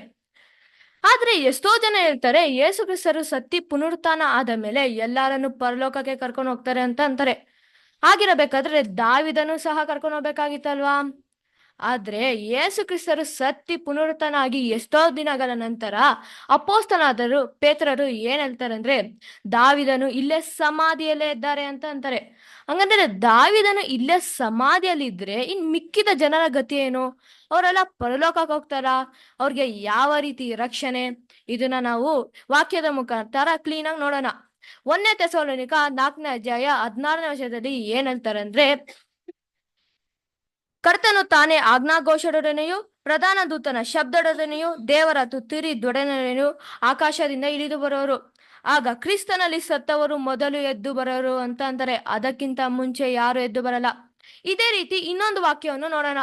ಯೋಹಾನ 5ನೇ ಅಧ್ಯಾಯ 28ನೇ ವಚನದಲ್ಲಿ ಏನಂತಾರಂದ್ರೆ, ಆಶ್ಚರ್ಯ ಪಡಬೇಡರಿ, ಸಮಾಧಿಗಳಲ್ಲಿರುವವರೆಲ್ಲರೂ ಆತನ ಧ್ವನಿಯನ್ನು ಕೇಳಿ ಎದ್ದು ಹೊರಗೆ ಬರುವ ಕಾಲ ಬರುತ್ತದೆ ಅಂತಂದರೆ, ಆ ಕಾಲನೇ ಬಂದಿಲ್ಲ ಅಂದ್ರೆ ಎಲ್ಲರೂ ಸಮಾಧಿ ಒಳಗೆ ಇದ್ದಾರೆ ಅಂತ ಅರ್ಥ. ಇವಾಗ ಯೇಸು ಕ್ರಿಸ್ತರು ಏನೇ ಒಂದು ಮಾತಾಡಿದ್ರು ಅದರಲ್ಲಿ ಸತ್ಯ ಇರುತ್ತದೆ. ಅವ್ರು ಸುಮ್ನೆ ಏನು ತಮಾಷೆಗೆ ಇರಲ್ಲ. ಹಾಗಿರಬೇಕಾದ್ರೆ ಈ ಎಲಿಯನೆಲ್ಲಿ ಹೋದ್ರು? 7ನೇ ಅರಸು 7ನೇ ಅಧ್ಯಾಯ 11ನೇ ವಚನದಲ್ಲಿ ಏನ್ ಹೇಳ್ತಾರಂದ್ರೆ, ಅಗ್ನಿಮಯವಾದ ರಥಾಶ್ವಗಳ ನಡುವೆ ಎಲಿಯನು ಸುರುಗಾಳಿಯ ಮುಖಾಂತರ ಪರಲೋಕಕ್ಕೆ ಹೋಗ್ತಾರೆ ಅಂತ ಅಂತಾರೆ. ಆಗಿರಬೇಕಾದ್ರೆ ಎಲಿಯನ್ ಪರಲೋಕಕ್ಕೆ ಹೋದ್ರ ಅಂದ್ರೆ ಎಲಿಯನು ಪರಲೋಕಕ್ಕೆ ಹೋಗಲ್ಲ. ಇಲ್ಲಿ ಏನಾಗೈತೆ ಅಂದ್ರೆ ದೇವರ ಆತ್ಮ ಅವಾಗ ಎಲಿಯನನ್ನು ಒಂದು ಸ್ಥಳದಿಂದ ಇನ್ನೊಂದು ಸ್ಥಳದಲ್ಲಿ ಎತ್ತಿರ್ತಾ ಇದ್ರು. ಒಂದು ಪರ್ವತದಲ್ಲಿಯೋ ಇಲ್ಲನ ತಗ್ಗಿನಲ್ಲಿಯೋ ಇಟ್ಟಿರಬಹುದು ಅಂತ ಅಂದ್ರೆ. ಇದರ ಬಗ್ಗೆ ಎಲ್ಲಾದರೂ ವಾಕ್ಯದಲ್ಲಿ ಸಾಕ್ಷಿ ಆಯ್ತಾ ಅಂತ ನೋಡ್ರೆ ಹೌದು. 7ನೇ ಅರಸು 7ನೇ ಅಧ್ಯಾಯ 14ನೇ ವಚನದಲ್ಲಿ ಏನ್ ಹೇಳ್ತಾರೆ ಅಂದ್ರೆ, ಆವಾಗ ಎಲೆಯನ ಆತ್ಮವನ್ನು ದೇವರು ಒಂದು ಸ್ಥಳದಿಂದ ಇನ್ನೊಂದು ಸ್ಥಳದಲ್ಲಿ ಎಟ್ಟಿರ್ತಿದ್ರು. ಒಂದು ಪರ್ವತದಲ್ಲಿಯೋ ಇಲ್ಲನೆ ತಗ್ಗಿನಲ್ಲಿಯೋ ಇಟ್ಟಿರಬಹುದು ಅಂತ ಅಂತಾರೆ. ಈ ರೀತಿ ಎಲೆನಿಗೆ ಮೊದಲನೇ ಸಾರಿ ಆಗಿದ ಅಂತ ನೋಡ್ರೆ ಇಲ್ಲ. ಈ ರೀತಿ ಎಷ್ಟೋ ಸಾರಿ ಆಗಿದೆ. 1ನೇ ಅರಸು 18ನೇ ಅಧ್ಯಾಯ 12ನೇ ವಚನದಲ್ಲಿ ಏನ್ ಹೇಳ್ತಾರಂದ್ರೆ,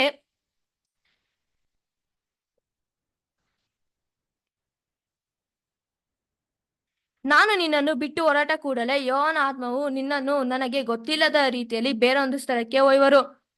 ಈ ರೀತಿ ಬರೀ ಎಲೆಯನಿಗಾಗಿಲ್ಲ, ಫಿಲಿಪ್ಪನಿಗೂ ಸಹ ಆಗುತ್ತೆ. ಅಪೊಸ್ತಲರ ಕೃತ್ಯ 8ನೇ ಅಧ್ಯಾಯ 39ನೇ ವಚನ ಹೇಳ್ತಾರೆ, ಅವರು ಕಂಚುಕಿ ಫಿಲಿಪ್ಪನಿಗೆ ದೀಕ್ಷಾ ಸ್ನಾನ ಕೊಡ್ತಾರೆ.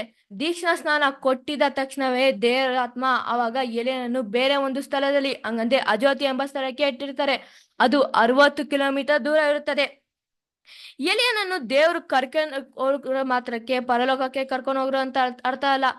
ಇಲ್ಲಿ ಪರಲೋಕ ಅಂತ ಕೊಟ್ಟಿದ್ದಾರೆ, ಆದ್ರೆ ಬೇರೆ ಟ್ರಾನ್ಸ್ಲೇಷನ್ ಅಲ್ಲಿ ನೋಡುವುದಾದ್ರೆ ಅಲ್ಲಿ ಆಕಾಶ ಎಂದು ಕೊಡ್ತಾರೆ. ಇವಾಗ ಇನ್ನು ಇದೇ ರೀತಿ ಉದಾಹರಣೆ ನೋಡೋದ್ರೆ, ದೇವರ ಆತ್ಮ ಎಲೆಯನ್ನು ಬೇರೆ ಒಂದು ಸ್ಥಳಕ್ಕೆ ಎಟ್ಟಲು ಇಟ್ಟಾಗ ಆಗ 12 ವರ್ಷಗಳ ನಂತರ 7ನೇ ಪೂರ್ವಕಾಲ 21ನೇ ಅಧ್ಯಾಯ 12ನೇ ವಚನದಲ್ಲಿ ಏನ್ ಹೇಳ್ತಾರೆ ಅಂದ್ರೆ, ಪ್ರವಾದಿಯಾದ ಎಲೆಯನ್ನು ಕಾಗದ ಮೂಲಕ ಒಂದು ಪತ್ರ ಬರೀತಾರೆ ಅಂತ ಅಂತಾರೆ. ಹಂಗಂದ್ರೆ ಎಲಿಯನಿಂದ ಪತ್ರ ಬಂತು ಅಂತ ಮಾತ್ರಕ್ಕೆ ಪರಲೋಕದಿಂದ ಬಂತ? ಇಲ್ಲಿ ದೇವರು ಪರಲೋಕದಿಂದ ಪತ್ರ ಬರೆಯೋದಾದ್ರೆ ಏನಕ್ಕೆ ದೇವರು ಪರಲೋಕದಿಂದ ದೇವರ ತರನ ಕಳಿಸ್ಬೇಕಾಗಿತ್ತು? ಹಂಗಿದ್ರೆ ನಾವು ಎಲಿಯನನ್ನು ದೇವರು ಎಲ್ಲ ಒಂದು ಸ್ಥಳದಲ್ಲಿ ಇಟ್ಟಿದ್ದಾರೆ ಅಂತ ಅರ್ಥ. ಅಕಸ್ಮಾತ್ ಯಾರು ಪರಲೋಕಕ್ಕೆ ಹೋಗಿದ್ರೆ ಖಂಡಿತವಾಗಿ ಈ ಒಂದು ವಿಷಯವನ್ನು ಯೇಸು ಕ್ರಿಸ್ತ ಖಂಡಿತವಾಗಿ ನಮ್ಗೆ ತಿಳಿಸ್ತಾ ಇದ್ರು. ಆದ್ದರಿಂದ ಪರಲೋಕ ರಕ್ಷಣೆ ಇದೆ ಮತ್ತೆ ಭೂಲೋಕ ರಕ್ಷಣೆ ಇದೆ. ಆಗಿರ್ಬೇಕಾದ್ರೆ ಅಲ್ಲೇ ನಂಬಿಗಸ್ತರಾಗಿರೋ ವೀರಗಳಿಗೆ ಇವಾಗ ಯಾವ ರೀತಿ ರಕ್ಷಣೆ? ಇಬ್ರಿಯ 11ನೇ ಅಧ್ಯಾಯ 39 ಮತ್ತೆ 40ನೇ ವಚನದಲ್ಲಿ ಏನಂತಾರೆ, ಇವರೆಲ್ಲರೂ ನಂಬಿಕೆ ಮೂಲಕ ಒಳ್ಳೆ ಹೆಸರನ್ನು ಸಂಪಾದಿಸಿದ್ದಾರೆ, ಆದರೆ ಅವರು ವಾಗ್ದಾನ ಫಲವನ್ನು ಹೊಂದಲಿಲ್ಲ. ಈ ವಾಕ್ಯದಲ್ಲಿ ನಮ್ಗೆ ಸ್ಪಷ್ಟವಾಗಿ ತಿಳಿಸ್ತಾರೆ, ಈ ಹಳೆ ವಿಶ್ವಾಸ ವೀರರುಗಳು ಎಬೇಲಿನಿಂದ ಸ್ನಾನಿಕನಾದ ಯೋಹಾನನವರೆಗೂ ಇವರೆಲ್ಲರೂ ನಂಬಿಕೆ ಮೂಲಕ ಒಳ್ಳೆ ಹೆಸರನ್ನು ಸಂಪಾದಿಸಿದ್ದಾರೆ. ಆದ್ರೆ ಇವರಿಗೆ ದೇವರು ಏನಾದ್ರು ಬಹುಮಾನ ಕೊಟ್ರ ಅಂದ್ರೆ ಇವರಿಗೆ ಏನು ದೇವರು ಬಹುಮಾನ ಕೊಟ್ಟಿಲ್ಲ. ಇನ್ನೊಂದು ವಾಕ್ಯವನ್ನು ನೋಡೋಣ. ಇಬ್ರಿಯ 11ನೇ ಅಧ್ಯಾಯ 13ನೇ ವಚನದಲ್ಲಿ ಹೇಳ್ತಾರೆ, ಇವರೆಲ್ಲರೂ ವಾಗ್ದಾನ ಫಲಗಳನ್ನು ಹೊಂದಲಿಲ್ಲ, ಅದನ್ನ ದೂರದಿಂದ ನೋಡಿ ಉಲ್ಲಾಸಗೊಂಡ್ರು ಅಂತ ಅಂತಾರೆ. ಹಂಗಂದ್ರೆ ಇವರಿಗೆ ಯಾವ ರೀತಿ ರಕ್ಷಣೆ? ಮತ್ತೆ ಇವರೆಲ್ಲ ಪರಲೋಕಕ್ಕೆ ಹೋಗ್ತಾರ? ಮತ್ತೆ ಇವರಿಗೆ ಏನ್ ಬಹುಮಾನ ಅಂತ ನೋಡ್ರೆ ಇಬ್ರಿಯ 11ನೇ ಅಧ್ಯಾಯ 35ನೇ ವಚನ ಹೇಳ್ತಾರೆ, ಸ್ತ್ರೀಯರು ಸತ್ತು ಹೋಗಿದ್ದ ತಮ್ಮವರನ್ನು ಪುನರುತ್ಥಾನದಿಂದ ಹೊಂದರು. ಕೆಲವರು ತಾವು ಯಾತನೆ ಯಂತ್ರಕ್ಕೆ ಕಟ್ಟಲ್ಪಟ್ಟಾಗ ಶ್ರೇಷ್ಠ ಪುನರುತ್ಥಾನ ಹೊಂದುವುದಕ್ಕೋಸ್ಕರ ಬಿಡುಗಡೆ ಬೇಡವೆಂದು ಮುರಿಸಿಕೊಂಡು ಸತ್ರು ಅಂತ ಅಂತಾರೆ. ನಾವ್ ಅರ್ಥ ಮಾಡ್ಕೋಬೇಕು, ಈ ಹಳೆ ನಂಬಿಗಸ್ತರಾಗಿರೋ ವೀರರಿಗೆ ಶ್ರೇಷ್ಠ ಪುನರುತ್ಥಾನ. ಈ ಸತ್ಯವೇದದಲ್ಲಿ ಅನೇಕ ಪುನರುತ್ಥಾನವಿದೆ. ಈ ಪ್ರಥಮ ಪುನರುತ್ಥಾನ ಯಾರಿಗೆ ಅಂದ್ರೆ ಪರಲೋಕ ರಕ್ಷಣೆಗೆ, ಹಂಗಂದ್ರೆ ಸಭೆಗೆ. ಪ್ರಕಟಣೆ 20ನೇ ಅಧ್ಯಾಯ 6ನೇ ವಚನದಲ್ಲಿ ಹೇಳ್ತಾರೆ, ಪ್ರಥಮ ಪುನರುತ್ಥಾನ ಹೊಂದುವವರು ಧನ್ಯರು ಮತ್ತೆ ಪರಿಶುದ್ಧರಾಗಿದ್ದಾರೆ, ಇವರ ಮೇಲೆ 2ನೇ ಮರಣ ಅಧಿಕಾರ ಇಲ್ಲ. ಇವರು ಯೇಸು ಕ್ರಿಸ್ತರು ಮತ್ತೆ ದೇವರಿಗೆ ಯಾಚಕರಾಗಿ ಕೆಲಸ ಮಾಡ್ತಾರೆ. ಇವಾಗ ಪ್ರಥಮ ಪುನರುತ್ಥಾನ ಐತಂದ್ರೆ ದ್ವಿತೀಯ ಮತ್ತೆ ತೃತೀಯ ಪುನರುತ್ಥಾನನೂ ಇರ್ಬೇಕು. ಈ ಪರಲೋಕ ರಕ್ಷಣೆಯನ್ನು ಮೊದಲು ಸಾರಿದೆ ನಮ್ಮ ಯೇಸು ಕ್ರಿಸ್ತರು. ಅವರೊಂದು ಕಂಡೀಷನ್ ಹಾಕ್ತಾರೆ. ಅದು ಏನಂದ್ರೆ ಲೂಕ 14ನೇ ಅಧ್ಯಾಯ 26 ಮತ್ತೆ 27ನೇ ವಚನದಲ್ಲಿ ಏನ್ ಹೇಳ್ತಾರೆ ಅಂದ್ರೆ, ಯಾರು ತಮ್ಮ ತಂದೆ ತಾಯಿ ಅಣ್ಣ ತಮ್ಮ ಮತ್ತು ತಂಗಿ ಮತ್ತೆ ಅಕ್ಕವನ್ನು ಬಿಡೋದಿಲ್ಲ ಮತ್ತೆ ತನ್ನ ಪ್ರಾಣವನ್ನು ಸಹ ಹಾಗೆ ಮಾಡದಿದ್ದರೆ ಅವನು ನನ್ನ ಶಿಷ್ಯನಾಗಕ್ಕೆ ಸಾಧ್ಯ ಇಲ್ಲ. ಮೊದಲು ಪರಲೋಕ ರಕ್ಷಣೆ ದ್ವಾರವನ್ನು ತೆರೆದಿದೆ ನಮ್ಮ ರಕ್ಷಕರಾಗಿರೋ ಯೇಸು ಕ್ರಿಸ್ತರು. ಇಬ್ರಿಯ 10ನೇ ಅಧ್ಯಾಯ 20ನೇ ವಚನದಲ್ಲಿ ಏನ್ ಹೇಳ್ತಾರೆ ಅಂದ್ರೆ, ಯಾವಾಗ ಯೇಸು ಕ್ರಿಸ್ತರು ಶಿಲುವೆ ಮೇಲೆ ಪ್ರಾಣ ಬಿಟ್ರೋ ಆಗ ತನ್ನ ಶರೀರವೆಂಬ ತೆರೆಯ ಮುಖಾಂತರ ಆ ಆಲಯ ತೆರೆಯುತ್ತದೆ. ಆವಾಗ ನಮ್ಗೆ ಪರಲೋಕಕ್ಕೆ ಹೋಗೋದಕ್ಕೆ ನಮ್ಗೆ ಮಾರ್ಗ ಉಂಟಾಯ್ತು. ಅದಕ್ಕಿಂತ ಮುಂಚೆ ಯಾರು ಪರಲೋಕಕ್ಕೆ ಹೋಗಿಲ್ಲ. ಈಗ ಈ ಸಭೆಯನ್ನು ಆಯ್ಕೆ ಮಾಡ್ತಿರೋದು ಪರಲೋಕ ರಕ್ಷಣೆಗೆ. ಈ ಭೂಲೋಕ ರಕ್ಷಣೆ ಈ ಹಳೆ ನಂಬಿಕಸ್ಥರಾಗಿರೋ ವೀರಗಳಿಗೆ. ಯಾಕೆ ದೇವರು 2 ಜನಾಂಗದ ಗುಂಪನ್ನು ಮಾಡ್ಬೇಕಾಗಿತ್ತು ಅಂತ ನೋಡಿದ್ರೆ, ಈ ದುಷ್ಟ ಪ್ರಪಂಚವನ್ನು ಆಳ್ವಿಕೆ ಮಾಡುತ್ತಿರೋದು ಈ ಸೈತಾನನು. ಯಾವ ರೀತಿ ಆಳ್ವಿಕೆ ಮಾಡುತ್ತಿದ್ದಾನೆಂದ್ರೆ, ಆತ್ಮಿಕವಾದ ರೀತಿಯಲ್ಲಿ, ಕಣ್ಣಿಗೆ ಕಾಣಿಸದ ರೀತಿಯಲ್ಲಿ ಆಳ್ವಿಕೆ ಮಾಡುತ್ತಿದ್ದಾನೆ. ಇವಾಗ ಈ ಸತ್ಯವೇದದಲ್ಲಿ ಸೈತಾನನನ್ನು ಪ್ರಪಂಚದ ದೇವರೆಂದು ಕರೆಯುತ್ತಾರೆ. ಈ ಈ ಆಳ್ವಿಕೆಯನ್ನು ಯೇಸು ಕ್ರಿಸ್ತರು 2ನೇ ಬರುವಿಕೆಯಲ್ಲಿ ನಾಶ ಮಾಡ್ತಾರೆ. ಯಾವ ರೀತಿ ನಾಶ ಮಾಡ್ತಾರೆ? ಯೇಸು ಕ್ರಿಸ್ತರು ತನ್ನ ನೂತನ ರಾಜ್ಯವನ್ನು ಇದೇ ಭೂಲೋಕದಲ್ಲಿ ಸ್ಥಾಪನೆ ಮಾಡ್ತಾರೆ. ಇದರ ಬಗ್ಗೆ ಕ್ಲಾರಿಟಿ ಕೊಡೋಕ್ಕಾಗಿ ಪೃಥ್ವಿರಾಜ್ ಬ್ರದರ್ ಬರುತ್ತಾರೆ. Thank you. ಕ್ಲಾಪ್ ಮಾಡಿ. ಇಷ್ಟ ಆಗ್ಬಿಟ್ರಾ? ಕ್ರಿಸ್ತನ ಪ್ರೀತಿಯ ಸಹೋದರರೇ, ಕೆಲವೊಂದು ಸಮಯ ವೆಯ್ಟ್ ಮಾಡಬೇಕು, ಓಕೆನಾ? ಹಾಗಾಗಿ ಎಲ್ಲರೂ ಕೂಡ ರಿಲ್ಯಾಕ್ಸ್ ಆಗಿರ್ರಿ, ಓಕೆ? ಸೊ ಕೆಲವೊಂದು ಟೈಮಲ್ಲಿ ಮುಗೀತು ನಮ್ಮ ಕಾರ್ಯಕ್ರಮ. ಮಕ್ಕಳು ಈಗ ಮಾತಾಡಿದ್ರೆ ಅವ್ರನ್ನ ಉತ್ಸಾಹ ಪಡಿಸೋಣ, ಎಂಕರೇಜ್ ಮಾಡೋಣ. ಈಗ ನಮ್ಮ ಮಧ್ಯದಲ್ಲಿರುವಂತಹ ಪೃಥ್ವಿರಾಜ್ ಅವರು 3ನೇ ಲೋಕದ ಬಗ್ಗೆ ಮಾತಾಡ್ತಾರೆ. 2ನೇ ಲೋಕ ಅಂತ್ಯವಾಗಿದೆ ನಂತರ 3ನೇ ಲೋಕದಲ್ಲಿ ಯೇಸು ಕ್ರಿಸ್ತರು ತನ್ನ ರಾಜ್ಯವನ್ನ ಹೇಗೆ ಸ್ಥಾಪನೆ ಮಾಡ್ತಾರೆ ಎಂದು ನೋಡೋಣ. ಪೇತ್ರ 3ನೇ ಅಧ್ಯಾಯ 13ನೇ ವಚನದಲ್ಲಿ ಹೇಳ್ತಾರೆ, ದೇವರ ವಾಗ್ದಾನವನ್ನು ನಂಬಿ ನೂತನ ಆಕಾಶ ಮಂಡಲವನ್ನು ನೂತನ ಭೂಮಂಡಲವನ್ನು ಎದುರು ನೋಡುತ್ತಾ ಇದ್ದೇವೆ, ಅದರಲ್ಲಿ ನೀತಿಯೂ ವಾಸವಾಗಿರುವುದು. ಅಂದ್ರೆ ಈಗಿರುವಂತ ಆಕಾಶ ಭೂಮಿ ಮತ್ತೆ ಈಗಿರುವಂತ ಆಡಳಿತ ಹೋಗುತ್ತೆ, ನೂತನ ಆಕಾಶ ಭೂಮಿ ಬರುತ್ತೆ. ಅದಕ್ಕೆ ಯೇಸು ಕ್ರಿಸ್ತರು ಈ ತರ ಪ್ರಾರ್ಥನೆ ಮಾಡಿರಿ ಅಂತ ಹೇಳ್ಕೊಟ್ರು. ನಿನ್ನ ರಾಜ್ಯವೂ ಬರಲಿ, ನಿನ್ನ ಚಿತ್ತವು ಪರಲೋಕದಲ್ಲಿ ನೆರವೇರುವ ಹಾಗೆ ಭೂಲೋಕದಲ್ಲಿಯೂ ನೆರವೇರಲಿ ಅಂದ್ರು. ಅಂದ್ರೆ ದೇವರ ರಾಜ್ಯ ಭೂಲೋಕದಲ್ಲಿಯೂ ಬರಬೇಕು. ಆತನ ಆಡಳಿತ ಭೂಲೋಕದಲ್ಲಿ ಸ್ಥಾಪನೆ ಆಗಬೇಕು ಅಂದ್ರೆ ವಾಯುಮಂಡಲದಿಂದ ಆಳ್ವಿಕೆ ನಡೆಸುವುದಕ್ಕೆ ಒಂದು ಗುಂಪಿನ ಜನಾಂಗವನ್ನ ಆಯ್ಕೆ ಮಾಡ್ತಾ ಇದ್ದಾರೆ. ಅದು ಯಾರಂದ್ರೆ ನಂಬಿಗಸ್ತರಾಗಿರುವ ಸಭೆ. ಯೇಸು ಕ್ರಿಸ್ತರೊಂದಿಗೆ ಸಭೆ 1000 ವರ್ಷ ಆಳ್ವಿಕೆ ಮಾಡ್ತಾರೆ. ಯಾರ ಮೇಲೆ ಆಳ್ವಿಕೆ ಮಾಡ್ತಾರೆ ಅಂದ್ರೆ, ಭೂಲೋಕದಲ್ಲಿ ಯಾರು ಇರ್ತಾರೆ ಅಂದ್ರೆ ಎಲ್ಲ ಸತ್ತು ಹೋಗಿರುವಂತ ಮನುಷ್ಯರು ಇದೇ ಭೂಮಿಯ ಮೇಲೆ ಜೀವಂತವಾಗಿ ಎದ್ದು ಬರ್ತಾರೆ. ಈಗ ಎಷ್ಟು ಜನಕ್ಕೆ ಆತ್ಮಿಕ ಕಣ್ಣುಗಳು ತೆರೆದಿಲ್ಲ, ಕಿವಿಗಳು ಕೇಳಿಸೋದಿಲ್ಲ, ಸತ್ಯ ಹೇಳಿದ್ರು ಕೇಳೋದಿಲ್ಲ.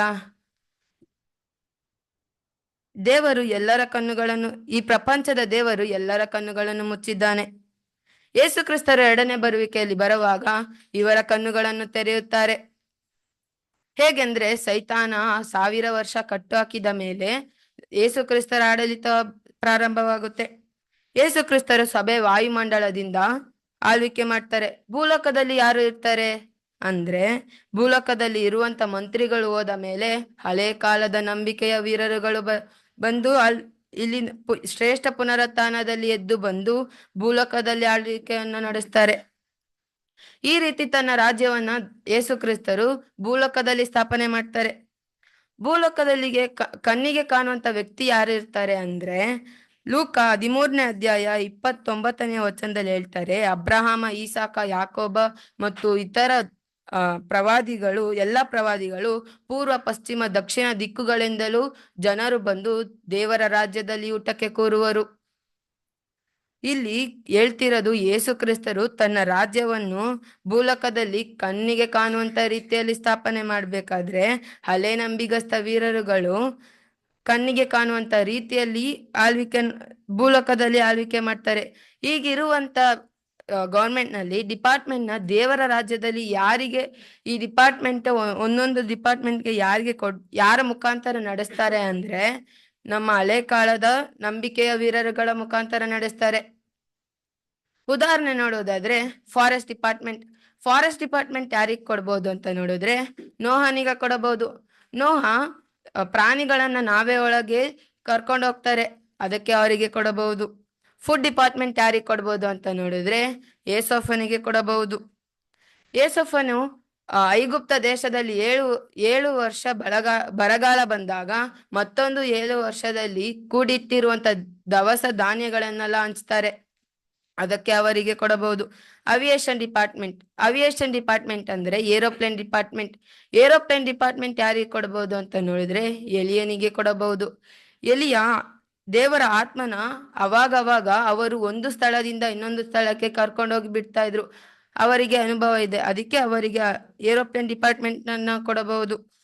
ಹಡಗು ಯಾರಿಗೆ ಕೊಡಬಹುದು ಅಂತ ನೋಡಿದ್ರೆ ಯೋನನಿಗೆ ಕೊಡಬಹುದು. ಯೋನ ಮೀನಿನ ಹೊಟ್ಟೆನಲ್ಲಿ 3 ದಿನ ಇರ್ತಾರೆ, ಅದಕ್ಕೆ ಅವರಿಗೆ ಕೊಡಬಹುದು.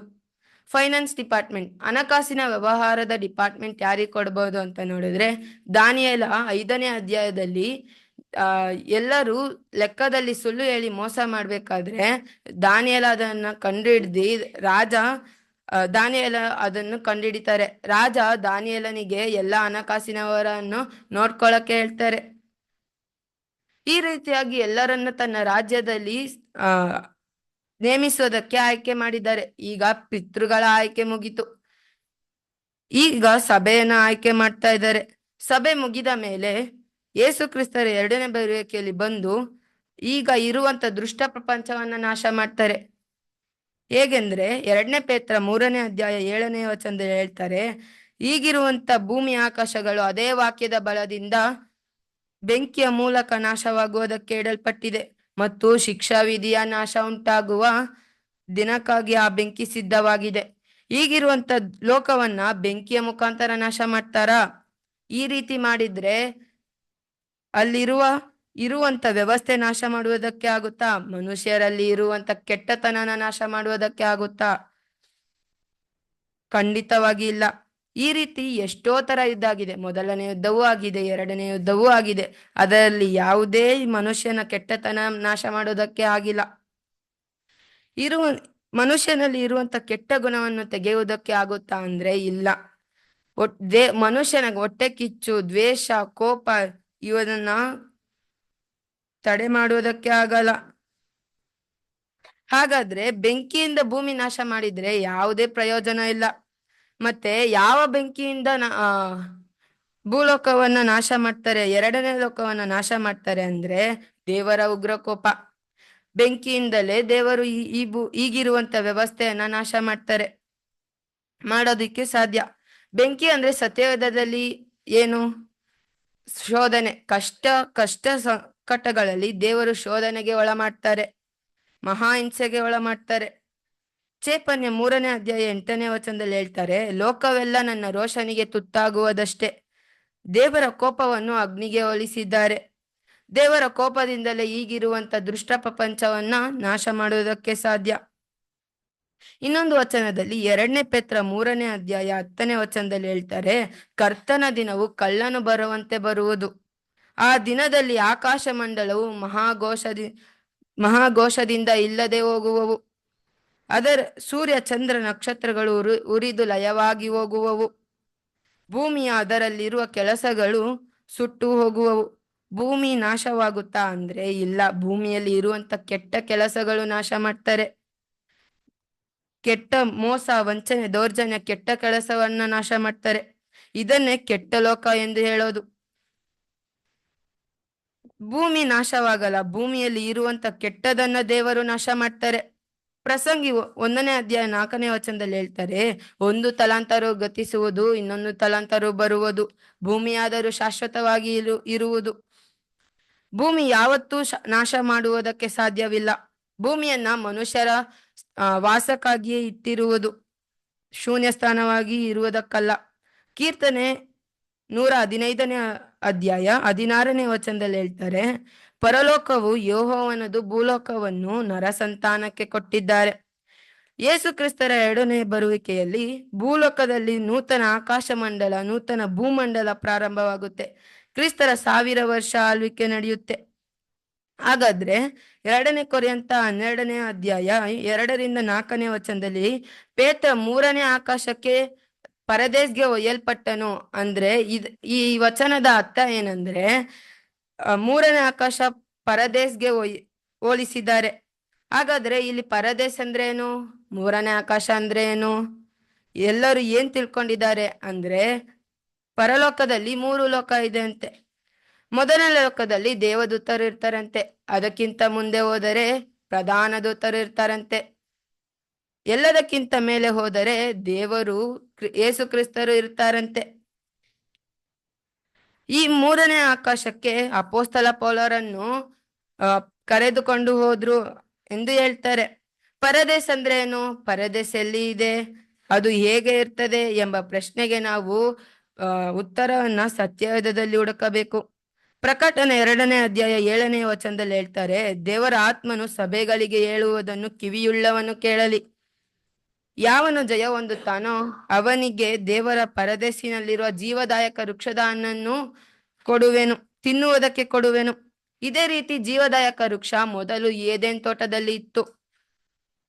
ಆದಿಕಾಂಡ 2ನೇ ಅಧ್ಯಾಯ 9ನೇ ವಚನದಲ್ಲಿ ಹೇಳ್ತಾರೆ, ಆ ವನ ಮಧ್ಯದಲ್ಲಿ ಜೀವದಾಯಕ ವೃಕ್ಷವನ್ನು ಒಳ್ಳೆಯದರ ಕೆಟ್ಟದರ ಅರುವನ್ನು ಹುಟ್ಟಿಸುವ ವೃಕ್ಷವನ್ನು ಇಟ್ಟಿದರು. ಇದೇ ಮಾತನ್ನು ಪ್ರಕಟಣೆ 2ನೇ ಅಧ್ಯಾಯ 7ನೇ ವಚನದಲ್ಲಿ ಹೇಳೋದು. ಏದೆನ್ ತೋಟದ ನಡುವೆ ಇರುವಂತ ಜೀವದಾಯಕ ವೃಕ್ಷ ಹಣ್ಣು ತೋಟದ ನಡುವೆ ಇತ್ತು. ಹಾಗಾದ್ರೆ ಇಲ್ಲಿ ಪರದೇಸ್ ಅಂದ್ರೆ ತೋಟ, ಗ್ರೀಕ್ ಭಾಷೆಯಲ್ಲಿ ಪ್ಯಾರಡೈಸ್. ಇದರ ಅರ್ಥ ಸುಂದರವಾಗಿರುವಂತಹ ತೋಟ. ಪರಲೋಕ ಎಂದು ಸತ್ಯವೇದದಲ್ಲಿ ಎಲ್ಲೂ ಹೇಳಿಲ್ಲ. ದೇವರ ತನ್ನ ರಾಜ್ಯವನ್ನು ಭೂಲೋಕದಲ್ಲಿ ಸ್ಥಾಪನೆ ಮಾಡ್ಬೇಕಾದ್ರೆ ನೀತಿವಾಸವಾಗಿರುತ್ತದೆ. ಲೋಕದಲ್ಲಿ ಯಾವುದೇ ಕೆಟ್ಟತನ ಇರೋದಿಲ್ಲ, ಮೋಸ ವಂಚನೆ ಇರೋದಿಲ್ಲ, ಎಲ್ಲ ನಾಶ ಮಾಡ್ತಾರೆ. ಆಗ ಭೂಲೋಕದಲ್ಲಿ ಸಮಾಧಾನ ಸ್ಥಾಪನೆ ಆಗುತ್ತೆ. ಇಡೀ ಭೂಮಿಯನ್ನು ದೇವರು ಏದೆನ್ ತೋಟದ ರೀತಿ ಮಾಡ್ತಾರೆ. ಆಗ ಇಡೀ ಭೂಮಿ ಪರದೇಶ ತರ ಆಗುತ್ತೆ. ಇದನ್ನೇ ದೇವರು ಅಪೊಸ್ತಲ ಪೌಲನಿಗೆ ದರ್ಶನದ ಮುಖಾಂತರ ತೋರಿಸಿದ್ದು. ಇದು ಮುಂದೆ ಬರುವಂತಹ 3ನೇ ಲೋಕ. ಈ ಲೋಕ ದೇವರ ರಾಜ್ಯ ಆಗಿರುತ್ತೆ.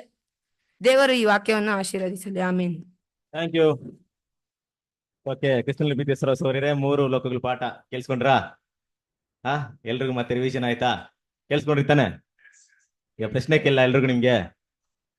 ನಾನು ಯಾರು ಕೇಳ್ತೀನಿ ಅವ್ರು ಹೇಳ್ಬೇಕು. ಓಕೆನಾ?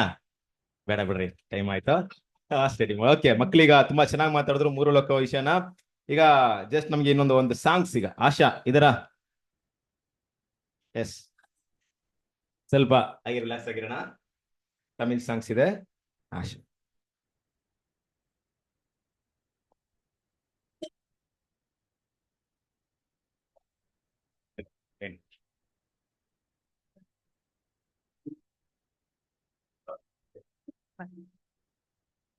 துதிப்பேன் தேவனை, துதிகள் மத்தியில் வாசிப்போரை. துதிப்பேன் தேவனை, துதிகள் மத்தியில் வாசிப்போரை. அதிசயமானவரை, அதிலும் மேலானவரை. அதிசயமானவரை, அதிலும் மேலானவரை. துதிப்பேன் தேவனை, துதிகள் மத்தியில் வாசிப்போரை. கடந்த துன்பத்தில் காலங்களில் அடைந்த அரங்களில், கடந்த துன்பத்தில் காலங்களில் அடந்த அரங்களில், ஆறுதல் தேறுதல் அழைத்திட்ட மாறாத இயேசுவுக்கு ஆனந்தம். ஆறுதல் தேறுதல் அழைத்திட்ட மாறாத இயேசுவுக்கு ஆனந்தம்.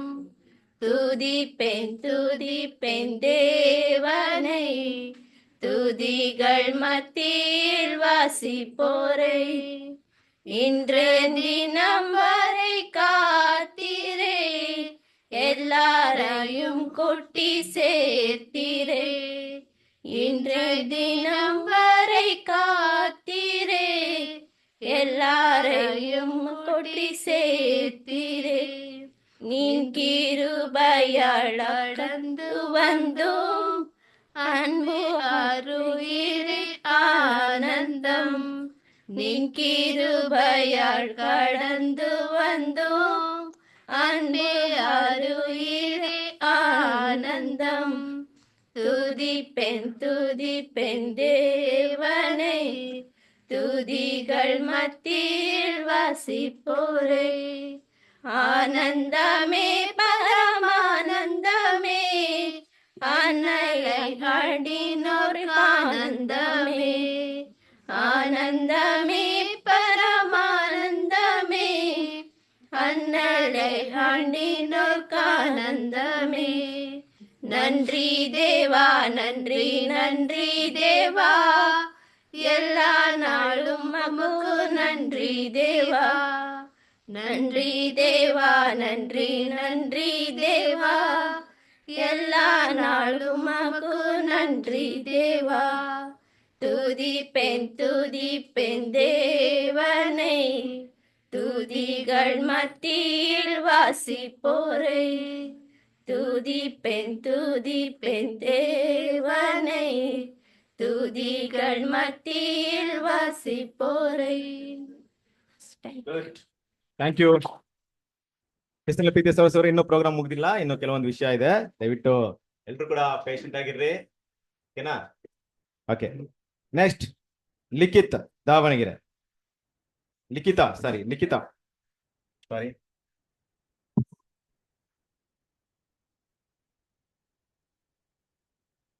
ಕ್ರಿಸ್ತನಲ್ಲಿ ಕರೆಯಲ್ಪಟ್ಟಂತಹ ಸಹೋದರ ಸಹೋದರಿಯರಿಗೆ ವಂದನೆಗಳು. ಪರಲೋಕ ರಾಜ್ಯವು ಒಬ್ಬ ಮನೆಯ ಯಜಮಾನನಿಗೆ ಹೋಲಿಕೆಯಾಗಿದೆ. ಈಗ ನಾವು ಈ ಸಾಮ್ಯವನ್ನ ನೋಡೋಣ. ಒಬ್ಬ ಯಜಮಾನ ತನ್ನ ದ್ರಾಕ್ಷಿ ತೋಟಕ್ಕೆ ಕೂಲಿ ಆಳುಗಳನ್ನ ಕರೆಯುವುದಕ್ಕೋಸ್ಕರ ಬೆಳಿಗ್ಗೆ ಹೋಗುತ್ತಾನೆ. ಒಬ್ಬ ಆಳಿಗೆ ದಿನಕ್ಕೆ 1 ಪಾವಲಿಯಂತೆ ಕೂಲಿ ಗೊತ್ತು ಮಾಡಿ ತನ್ನ ದ್ರಾಕ್ಷಿ ತೋಟಕ್ಕೆ ಕರೆಯುತ್ತಾರೆ. ಮತ್ತೆ ಹೆಚ್ಚು ಕಡಿಮೆ 9 ಗಂಟೆಗೆ ಹೋಗಿ ಪೇಟೆಯಲ್ಲಿ ಸುಮ್ಮನೆ ನಿಂತಿದ್ದ ಇನ್ನೂ ಕೆಲವರನ್ನು ಕಂಡು ನೀವು ಸಹ ದ್ರಾಕ್ಷಿ ತೋಟಕ್ಕೆ ಹೋಗಿರಿ, ನಿಮಗೆ ಕೂಡ ಸರಿಯಾದ ಕೂಲಿಯನ್ನು ಕೊಡುತ್ತೇನೆ ಎನ್ನಲು ಅವರು ತೋಟದ ಕೆಲಸಕ್ಕೆ ಹೋಗುತ್ತಾರೆ. ತಿರುಗಿ ಹೆಚ್ಚು ಕಡಿಮೆ 12 ಗಂಟೆಗೆ ಮತ್ತು 3 ಗಂಟೆಗೆ ಹೋಗಿ ಅದೇ ಪ್ರಕಾರ ಜನರನ್ನು ತನ್ನ ದ್ರಾಕ್ಷಿ ತೋಟಕ್ಕೆ ಕರೆಯುತ್ತಾರೆ. ಮತ್ತೆ ಹೆಚ್ಚು ಕಡಿಮೆ ಸಾಯಂಕಾಲ 5 ಗಂಟೆಗೆ ಇನ್ನು ಯಾವುದೋ ಜಾಗದಲ್ಲಿ ಇನ್ನೂ ಕೆಲವರು ನಿಂತಿರುವುದನ್ನು ಕಂಡು ಅವರ ಬಳಿ ಹೋಗಿ ಯಜಮಾನ ಈ ರೀತಿಯಾಗಿ ಹೇಳುತ್ತಾರೆ, ನೀವು ಈ ದಿನವಿಡೀ ಏನು ಕೆಲಸ ಮಾಡದೆ ಇಲ್ಲಿ ಸುಮ್ಮನೆ ಯಾಕೆ ನಿಂತಿದ್ದೀರಿ ಎಂದು ಹೇಳಲು ಅವರು, ನಮ್ಮನ್ನು ಯಾರು ಕೂಲಿ ಕೆಲಸಕ್ಕೆ ಕರೆಯುತ್ತಿಲ್ಲ ಎಂದು ಹೇಳುತ್ತಾರೆ. ಆಗ ಆ ಯಜಮಾನ, ನೀವು ಸಹ ದ್ರಾಕ್ಷಿ ತೋಟಕ್ಕೆ ಹೋಗಿರಿ ಎಂದು ಅವರನ್ನ ಕಳುಹಿಸುತ್ತಾರೆ.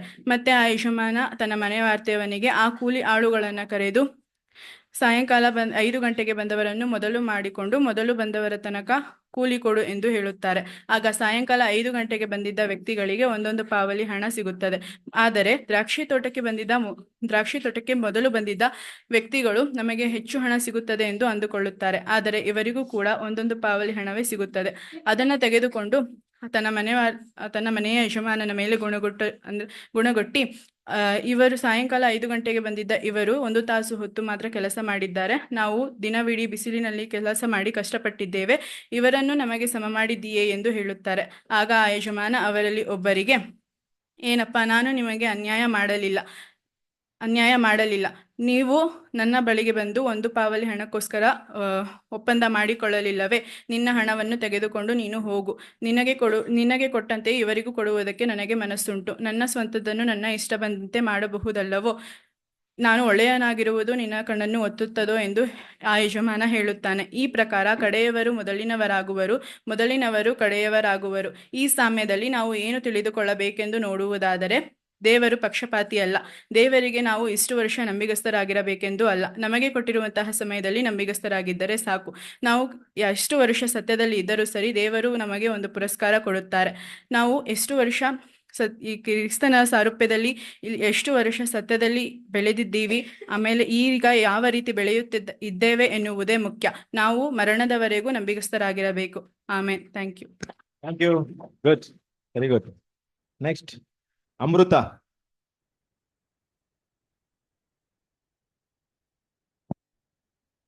ಕ್ರಿಸ್ತನಲ್ಲಿ ಪ್ರೀತಿಯಿಂದ ಕರೆಯಲ್ಪಟ್ಟಂತಹ ನನ್ನ ಸಹೋದರ ಮತ್ತು ಸಹೋದರಿಯರೇ, ನಿಮಗೆ ಯೇಸು ಕ್ರಿಸ್ತನ ನಾಮದಲ್ಲಿ ಹಾಗೂ ತಂದೆಯಾದ ದೇವರ ನಾಮದಲ್ಲಿ ವಂದಿಸ್ತೇನೆ.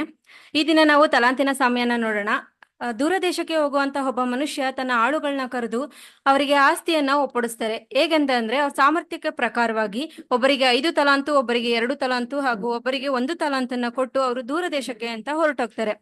5 ತಲಾಂತು ಹೊಂದಿದವನು ಆ 5 ತಲಾಂತನ್ನ ಉಪಯೋಗಕ್ಕೋಸ್ಕರ ವ್ಯಾಪಾರಕ್ಕೆ ಹೂಡಿಕೆ ಮಾಡಿ ಅವನು ಇನ್ನೂ 5 ತಲಾಂತನ್ನ ಹೆಚ್ಚಿಗೆ ಪಡ್ಕೊಂತಾನೆ. ಮತ್ತು 2 ತಲಾಂತು ಹೊಂದಿದವನು ಸಹ ಅವನು ತನ್ನ ತಲಾಂತನ್ನ ವ್ಯಾಪಾರಕ್ಕೆ ಅಂತ ಹೂಡಿಕೆ ಮಾಡಿ ಇನ್ನೂ 2 ತಲಾಂತನ್ನ ಹೆಚ್ಚಿಗೆ ಪಡ್ಕೋತಾನೆ. ಆದ್ರೆ 1 ತಲಾಂತು ಹೊಂದಿದವನು ಅದನ್ನ ಹೋಗಿ ಮಣ್ಣಲ್ಲಿ ಊತಿಟ್ಟು ಬಂದ್ಬಿಡ್ತಾನೆ. ಸ್ವಲ್ಪ ದಿನ ಆದ್ಮೇಲೆ ತನ್ನ ದಣಿಯು ಅವರಿಗೆ ಲೆಕ್ಕ ತೆಗೆದುಕೊಳ್ಳಲು ಅಂತ ವಾಪಸ್ ಬಂದಾಗ 5 ತಲಾಂತು ಹೊಂದಿದವನು ಮುಂದೆ ಬಂದು, ದಣಿ, ನೀವು ನನಗೆ 5 ತಲಾಂತನ್ನ ಕೊಟ್ಟಿದ್ರಿ, ಆದ್ರೆ ನಾನು ಅದನ್ನ ಹೆಚ್ಚಿಗೆ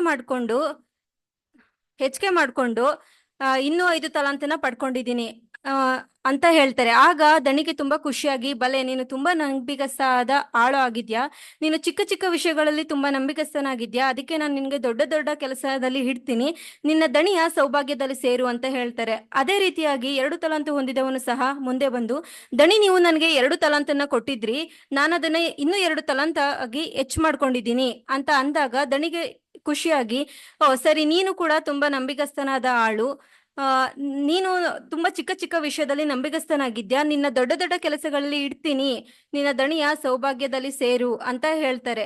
ಆದ್ರೆ 1 ತಲಾಂತು ಹೊಂದಿದವನು ಮುಂದೆ ಬಂದು, ದಣಿ, ನೀವು ಕಠಿಣವಾದ ಆಳು, ನೀವು ಬಿತ್ತದಿರುವಲ್ಲಿ ಕೊಯ್ಯುವವನು, ತೂರದಿರುವಲ್ಲಿ ರಾಶಿ ಮಾಡಿಕೊಳ್ಳುವವನು ಅಂತ ಅನ್ಕೊಂಡು ನಾನು ನಿಮ್ಮ ತಲಾಂತನ್ನ ಮಣ್ಣಲ್ಲಿ ಊತಿಟ್ಟಿದ್ದೆ, ಇದೋ ನಿಮ್ಮದು ನಿಮಗೆ ಸಲ್ಲಲಿ ಅಂತ ಹೇಳ್ತಾರೆ. ಆಗ ದಣಿಗೆ ತುಂಬಾ ಕೋಪ ಬಂದು, ಮೈಗಳನ್ನಾದ ಕೆಟ್ಟ ಆಳು, ನೀನು ನನ್ನನ್ನು ಕಠಿಣವಾದ ಮನುಷ್ಯ, ಬಿತ್ತದಿರುವಲ್ಲಿ ಕೊಯ್ಯುವವನು, ತೂರದಿರುವಲ್ಲಿ ರಾಶಿ ಮಾಡಿಕೊಳ್ಳುವವನು ಅಂತ ಅನ್ಕೊಂಡಿದ್ಯಾ, ನಾನು ಆ ಥರ ಅಲ್ಲ, ನಿನ್ ಕೈಲಿ ಆ ತಲಾಂತನ್ನ ಜಾಸ್ತಿ ಮಾಡೋದಕ್ಕೆ ಆಗ್ಲಿಲ್ಲ ಅಂತಂದ್ರೆ ನೀನ್ ಅದನ್ನ ಸಾಹುಕಾರರಲ್ಲಿ ಬಡ್ಡಿಗೆ ಬಿಡ್ಬೇಕಾಗಿತ್ತು, ನಾನು ಅವ್ರ ಹತ್ರ ಬಂದು ಲೆಕ್ಕನ ತಗೊಂತಿದ್ದೆ ಅಂತ ಹೇಳಿ ಅವರ ಸೇವಕರನ್ನ ಕರೆದು ಅವರ ಹತ್ರ ಇದ್ದಂತಹ ತಲಾಂತನ್ನ 10 ತಲಾಂತು ಹೊಂದಿದವನಿಗೆ ಕೊಡಿ ಅಂತ ಹೇಳಿ, ಇದ್ದದ್ದು ತೆಗೆಯಲ್ಪಡುವುದು, ಅವರಿಗೆ ಮತ್ತು ಹೆಚ್ಚಾಗುವುದು, ಇಲ್ಲದವರ ಕಡೆಯಿಂದ ಇದ್ದದ್ದು ತೆಗೆಯಲ್ಪಡುವುದು ಅಂತ ಹೇಳ್ತಾರೆ. ನಾವು ಈ ತಲಾಂತಿನಲ್ಲಿ ಏನಂತ ತಿಳ್ಕೊಂತೀವಿ ಅಂತಂದ್ರೆ, ಇಲ್ಲಿ ದೂರ ದೇಶಕ್ಕೆ ಹೋಗುವಂತ ಒಬ್ಬ ಮನುಷ್ಯ ಯಾರು,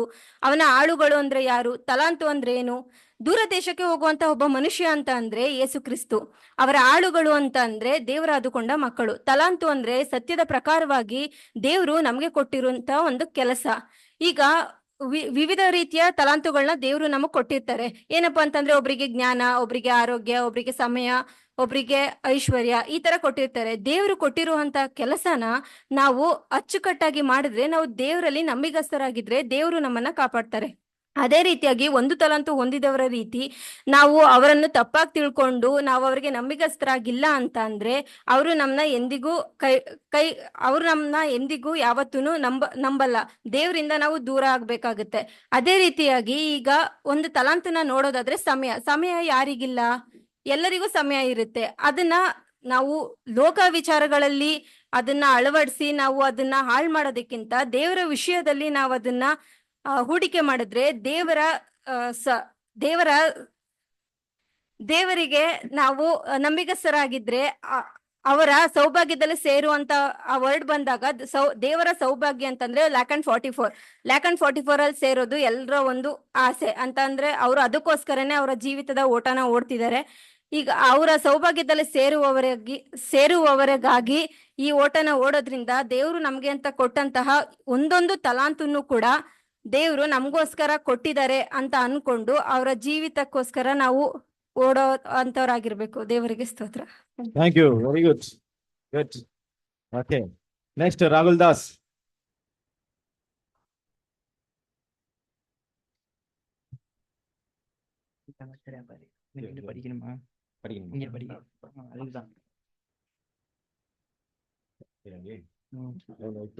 ಬುಕ್ಕಿಟ್ಟು ಓದ್ಬೇಕಂತ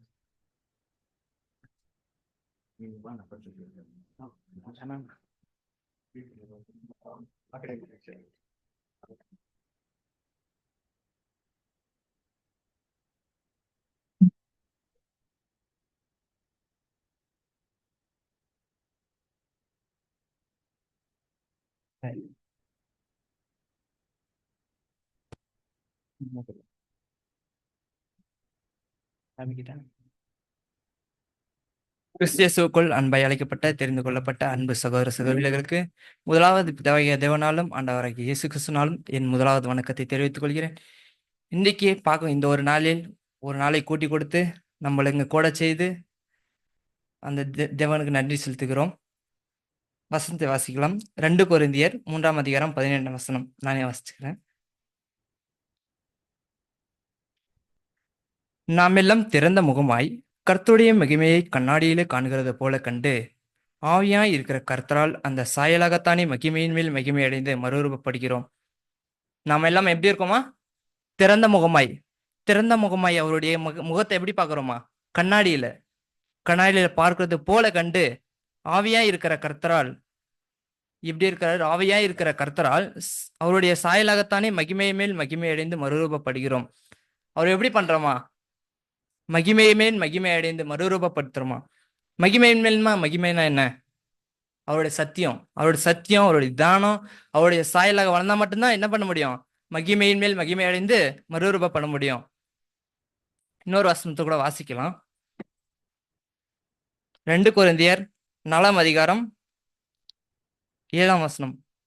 இந்த மகத்துவமுள்ள வல்லமையை எங்களால் உண்டாயிராமல், இது சிருஷ்டி எங்களது இல்லை அப்படின்னு சொல்றாரு.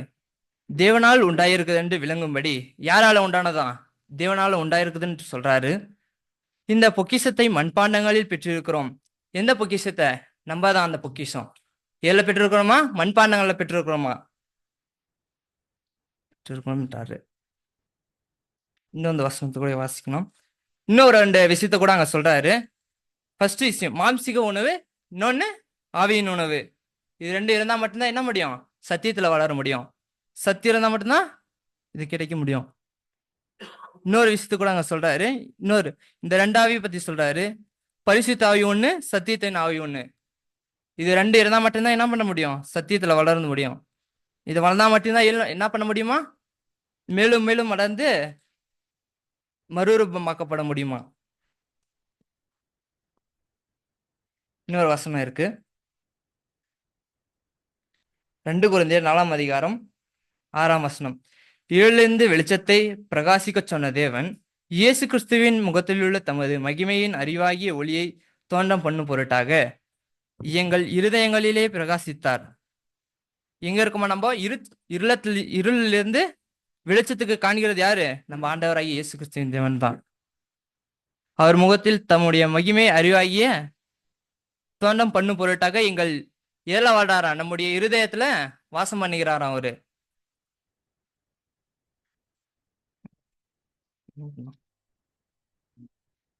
இது எல்லாம் சத்தியம். இந்த வேதத்தின் மூலமா அவருடைய சாயல வளர்ந்தா மட்டும்தான் எங்க பண்ண முடியுமா?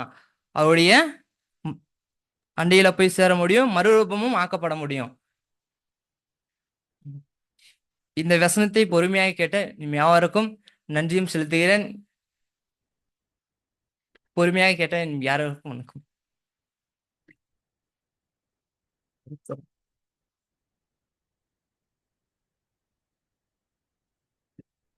Thank you. ಸೊ ತುಂಬಾ ಸುಂದರವಾಗಿ ಎಕ್ಸ್ಪ್ಲೈನ್ ಮಾಡೋದು ಟೈಮ್ ಸಾಕಾಗಲಿಲ್ಲ ಅವರಿಗೆ. ದೇವರನ್ನ ಆಶೀರ್ವದಿಸಿ ಮತ್ತೊಂದು ವಾರ್ತೆ ಅವ್ರನ್ನ ಚಪ್ಪಾಳೆ ಮೂಲಕ ಅವರಿಗೆ ಎಂಕರೇಜ್ ಮಾಡ್ರಿ ಎಲ್ರು. ಸರಿ, ನಮ್ಮ ಟೈಮ್ ಮುಗೀತು. ಒಂದು ಲಾಸ್ಟ್ ಸಾಂಗ್ ಒಂದಿದೆ, ಅತ್ಸಲ್ ಮೆನೋರ.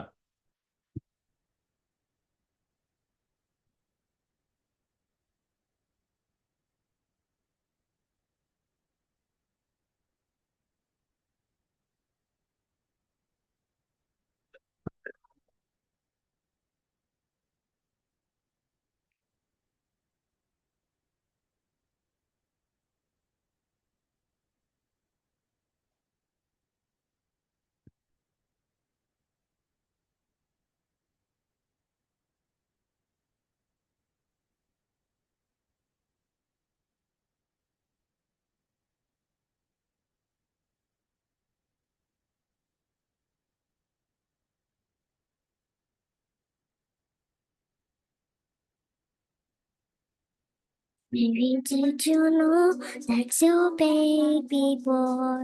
Oh, one day walk on water. Mary, did you know that's your baby boy? Oh, save our sons and daughters. Did you know that your baby boy has come to make you know? This child that you deliver will soon deliver you. Mary, did you know that's your baby boy? Will give sight to the blind.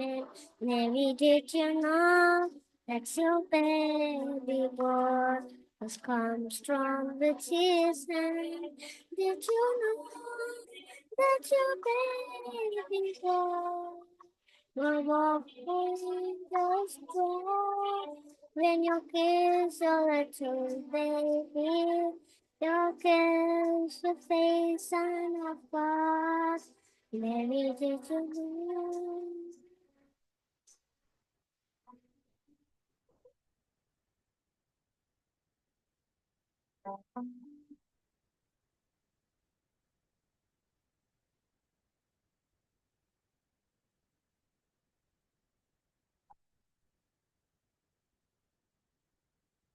The blind will see, the deaf will hear, the dead will live again. The lame will lead, the dumb will speak, the praise and all the land.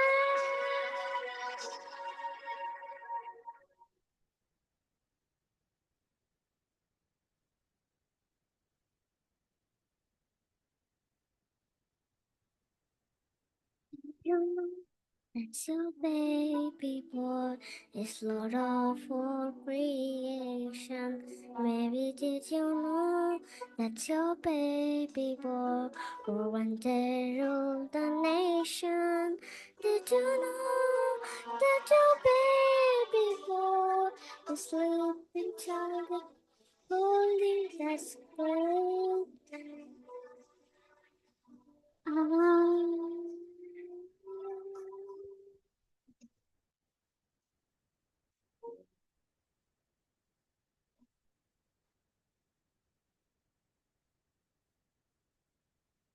Thank you. ಸೋರಿರೆ ಎಲ್ಲ ಮಕ್ಕಳು ಕೂಡ ತಮ್ಮ ಒಂದು ಸಾಮರ್ಥ್ಯವನ್ನ ದೇವರಿಗೆ ಕೊಟ್ಟಿರೋ ಪ್ರಕಾರವಾಗಿ ತುಂಬಾ ಒಳ್ಳೆ ರೀತಿಯಲ್ಲಿ ಇದು ಮಾಡಿದ್ರು. ಸೊ ಮಕ್ಕಳನ್ನ ಎಂಕರೇಜ್ ಮಾಡಿ ಪೇರೆಂಟ್ಸ್ ಮುಂದೆ ಬರುವಂತ ದಿನಗಳಲ್ಲಿ ದೇವರ ದಾರಿಯಲ್ಲಿ ನಡೆಯೋದಕ್ಕೆ ಅವರು ಸಹಾಯವಾಗಿರುತ್ತೆ ಆ ವಿಷಯ. ಸೊ ಹಾಗಾಗಿ ನಾವು ಈಗ ಕೂಟದ ಅಂತ್ಯಕ್ಕೆ ಬಂದಿದ್ದೀವಿ. ಈ ಕೂಟದ ಮುಕ್ತಾಯ ಮಾಡುವಂತ ಸಮಯದಲ್ಲಿ ನಾವೆಲ್ಲರೂ ಎದ್ದು ನಿಂತು ಎಲ್ಲರೂ ಕೂಡಿ ಹಾಡುವ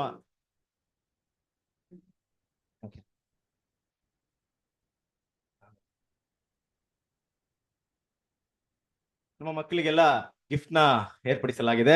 ಈ ಗಿಫ್ಟ್ ನ ನಮ್ಮ ಮಧ್ಯದಲ್ಲಿ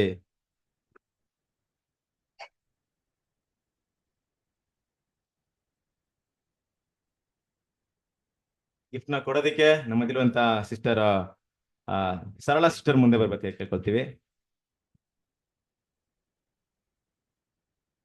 Stella sister first Stella sister ಬಂದ್ಬಿಡ್ರಿ, ನಂತರ ಸರಳ ಸಿಸ್ಟರ್ ಬನ್ನಿ, ಕ್ಷಮಿಸಿ. ಓಕೆ, ಸೊ ಗಿಫ್ಟ್ ಮಕ್ಕಳ ಹೆಸರನ್ನ ಓದ್ತೀನಿ, ದಯವಿಟ್ಟು ಮಕ್ಕಳು ಒಬ್ಬೊಬ್ಬರ ಬಂದ್ಬಿಡಿ. ತನ್ವಿಕ್ ಸೂರ್ಯ, ತನ್ವಿಕ್ ಸೂರ್ಯ. ಓಕೆ,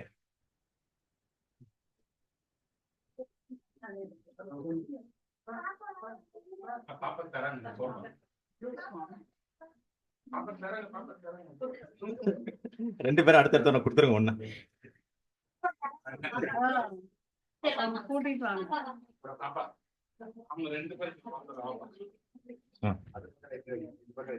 ஓகே ஓகே ಕೊಟ್ಬಿಡಿ.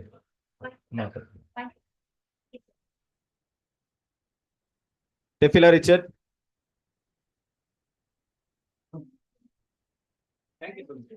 ಇಷ್ಮಿತಾ ಮಧು,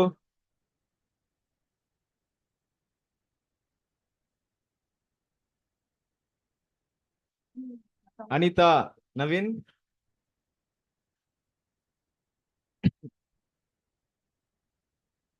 ಅತ್ಸಲ್ ಮೇನೋರಾ,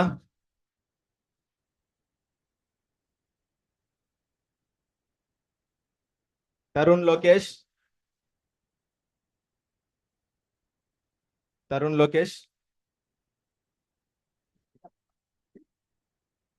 ಸಾಮ್ವೆಲ್ ವೀರಭದ್ರ,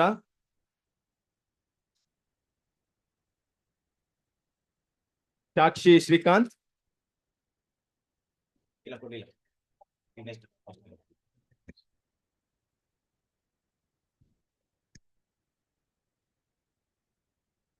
ತರುಣ್ ಲೋಕೇಶ್, ಸಾರಿ ತನುಷಾ ಲೋಕೇಶ್, ಕ್ಷಮಿಸಿ, ತನುಷಾ ಲೋಕೇಶ್,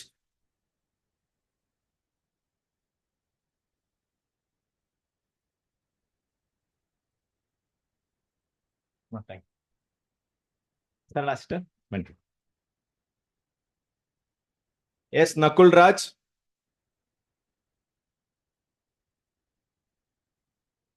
ನಕುಲ್ ರಾಜ್,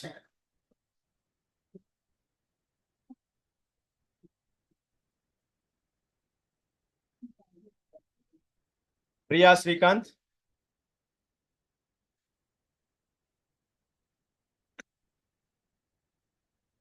ತರುಣ್ ರಾಜ್,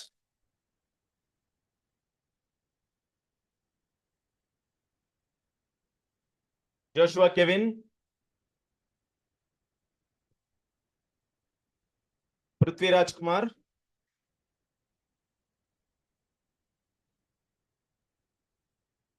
ಆಶಾ,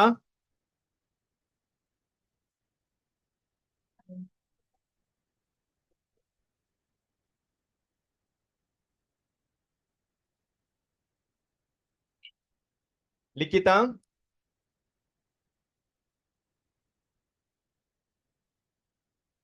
ಅಮೃತ,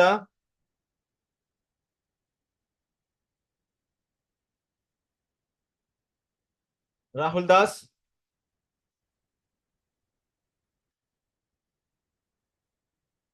ರಾಘವಿದಾಸ್. ಯಾರಿಗಾದ್ರೂ ಮಕ್ಳಿಗೆ ಬರ್ಲಿಲ್ವಾ? ಮಕ್ಳಿಗೆ ಮಾತ್ರ, ದೊಡ್ಡವರಿಗೆಲ್ಲ. Okay, thank you. ದೇವರು ಮಕ್ಕಳನ್ನು ಆಶೀರ್ವದಿಸಲಿ. ನಿಮ್ಮ ಪ್ರಾರ್ಥನೆ ಕೂಡ ಮಕ್ಕಳನ್ನ ನೆನೆಸ್ಕೊಳ್ರಿ, ಇನ್ನೂ ಸತ್ಯದಲ್ಲಿ ಬೆಳೆಯೋದಕ್ಕೆ ಸಹಾಯವಾಗಿರ್ಲಿ. ಕೊನೆಯದಾಗಿ ನಾವು ಎಲ್ಲರೂ ಎದ್ದು ನಿಂತು ಎಲ್ಲರೂ ಕೂಡಿ ಹಾಡುವ ಎನ್ನುವಂತ ಒಂದು ಕನ್ನಡ ಹಾಡನ್ನು ಹಾಡಿನ ಸಂಖ್ಯೆ 70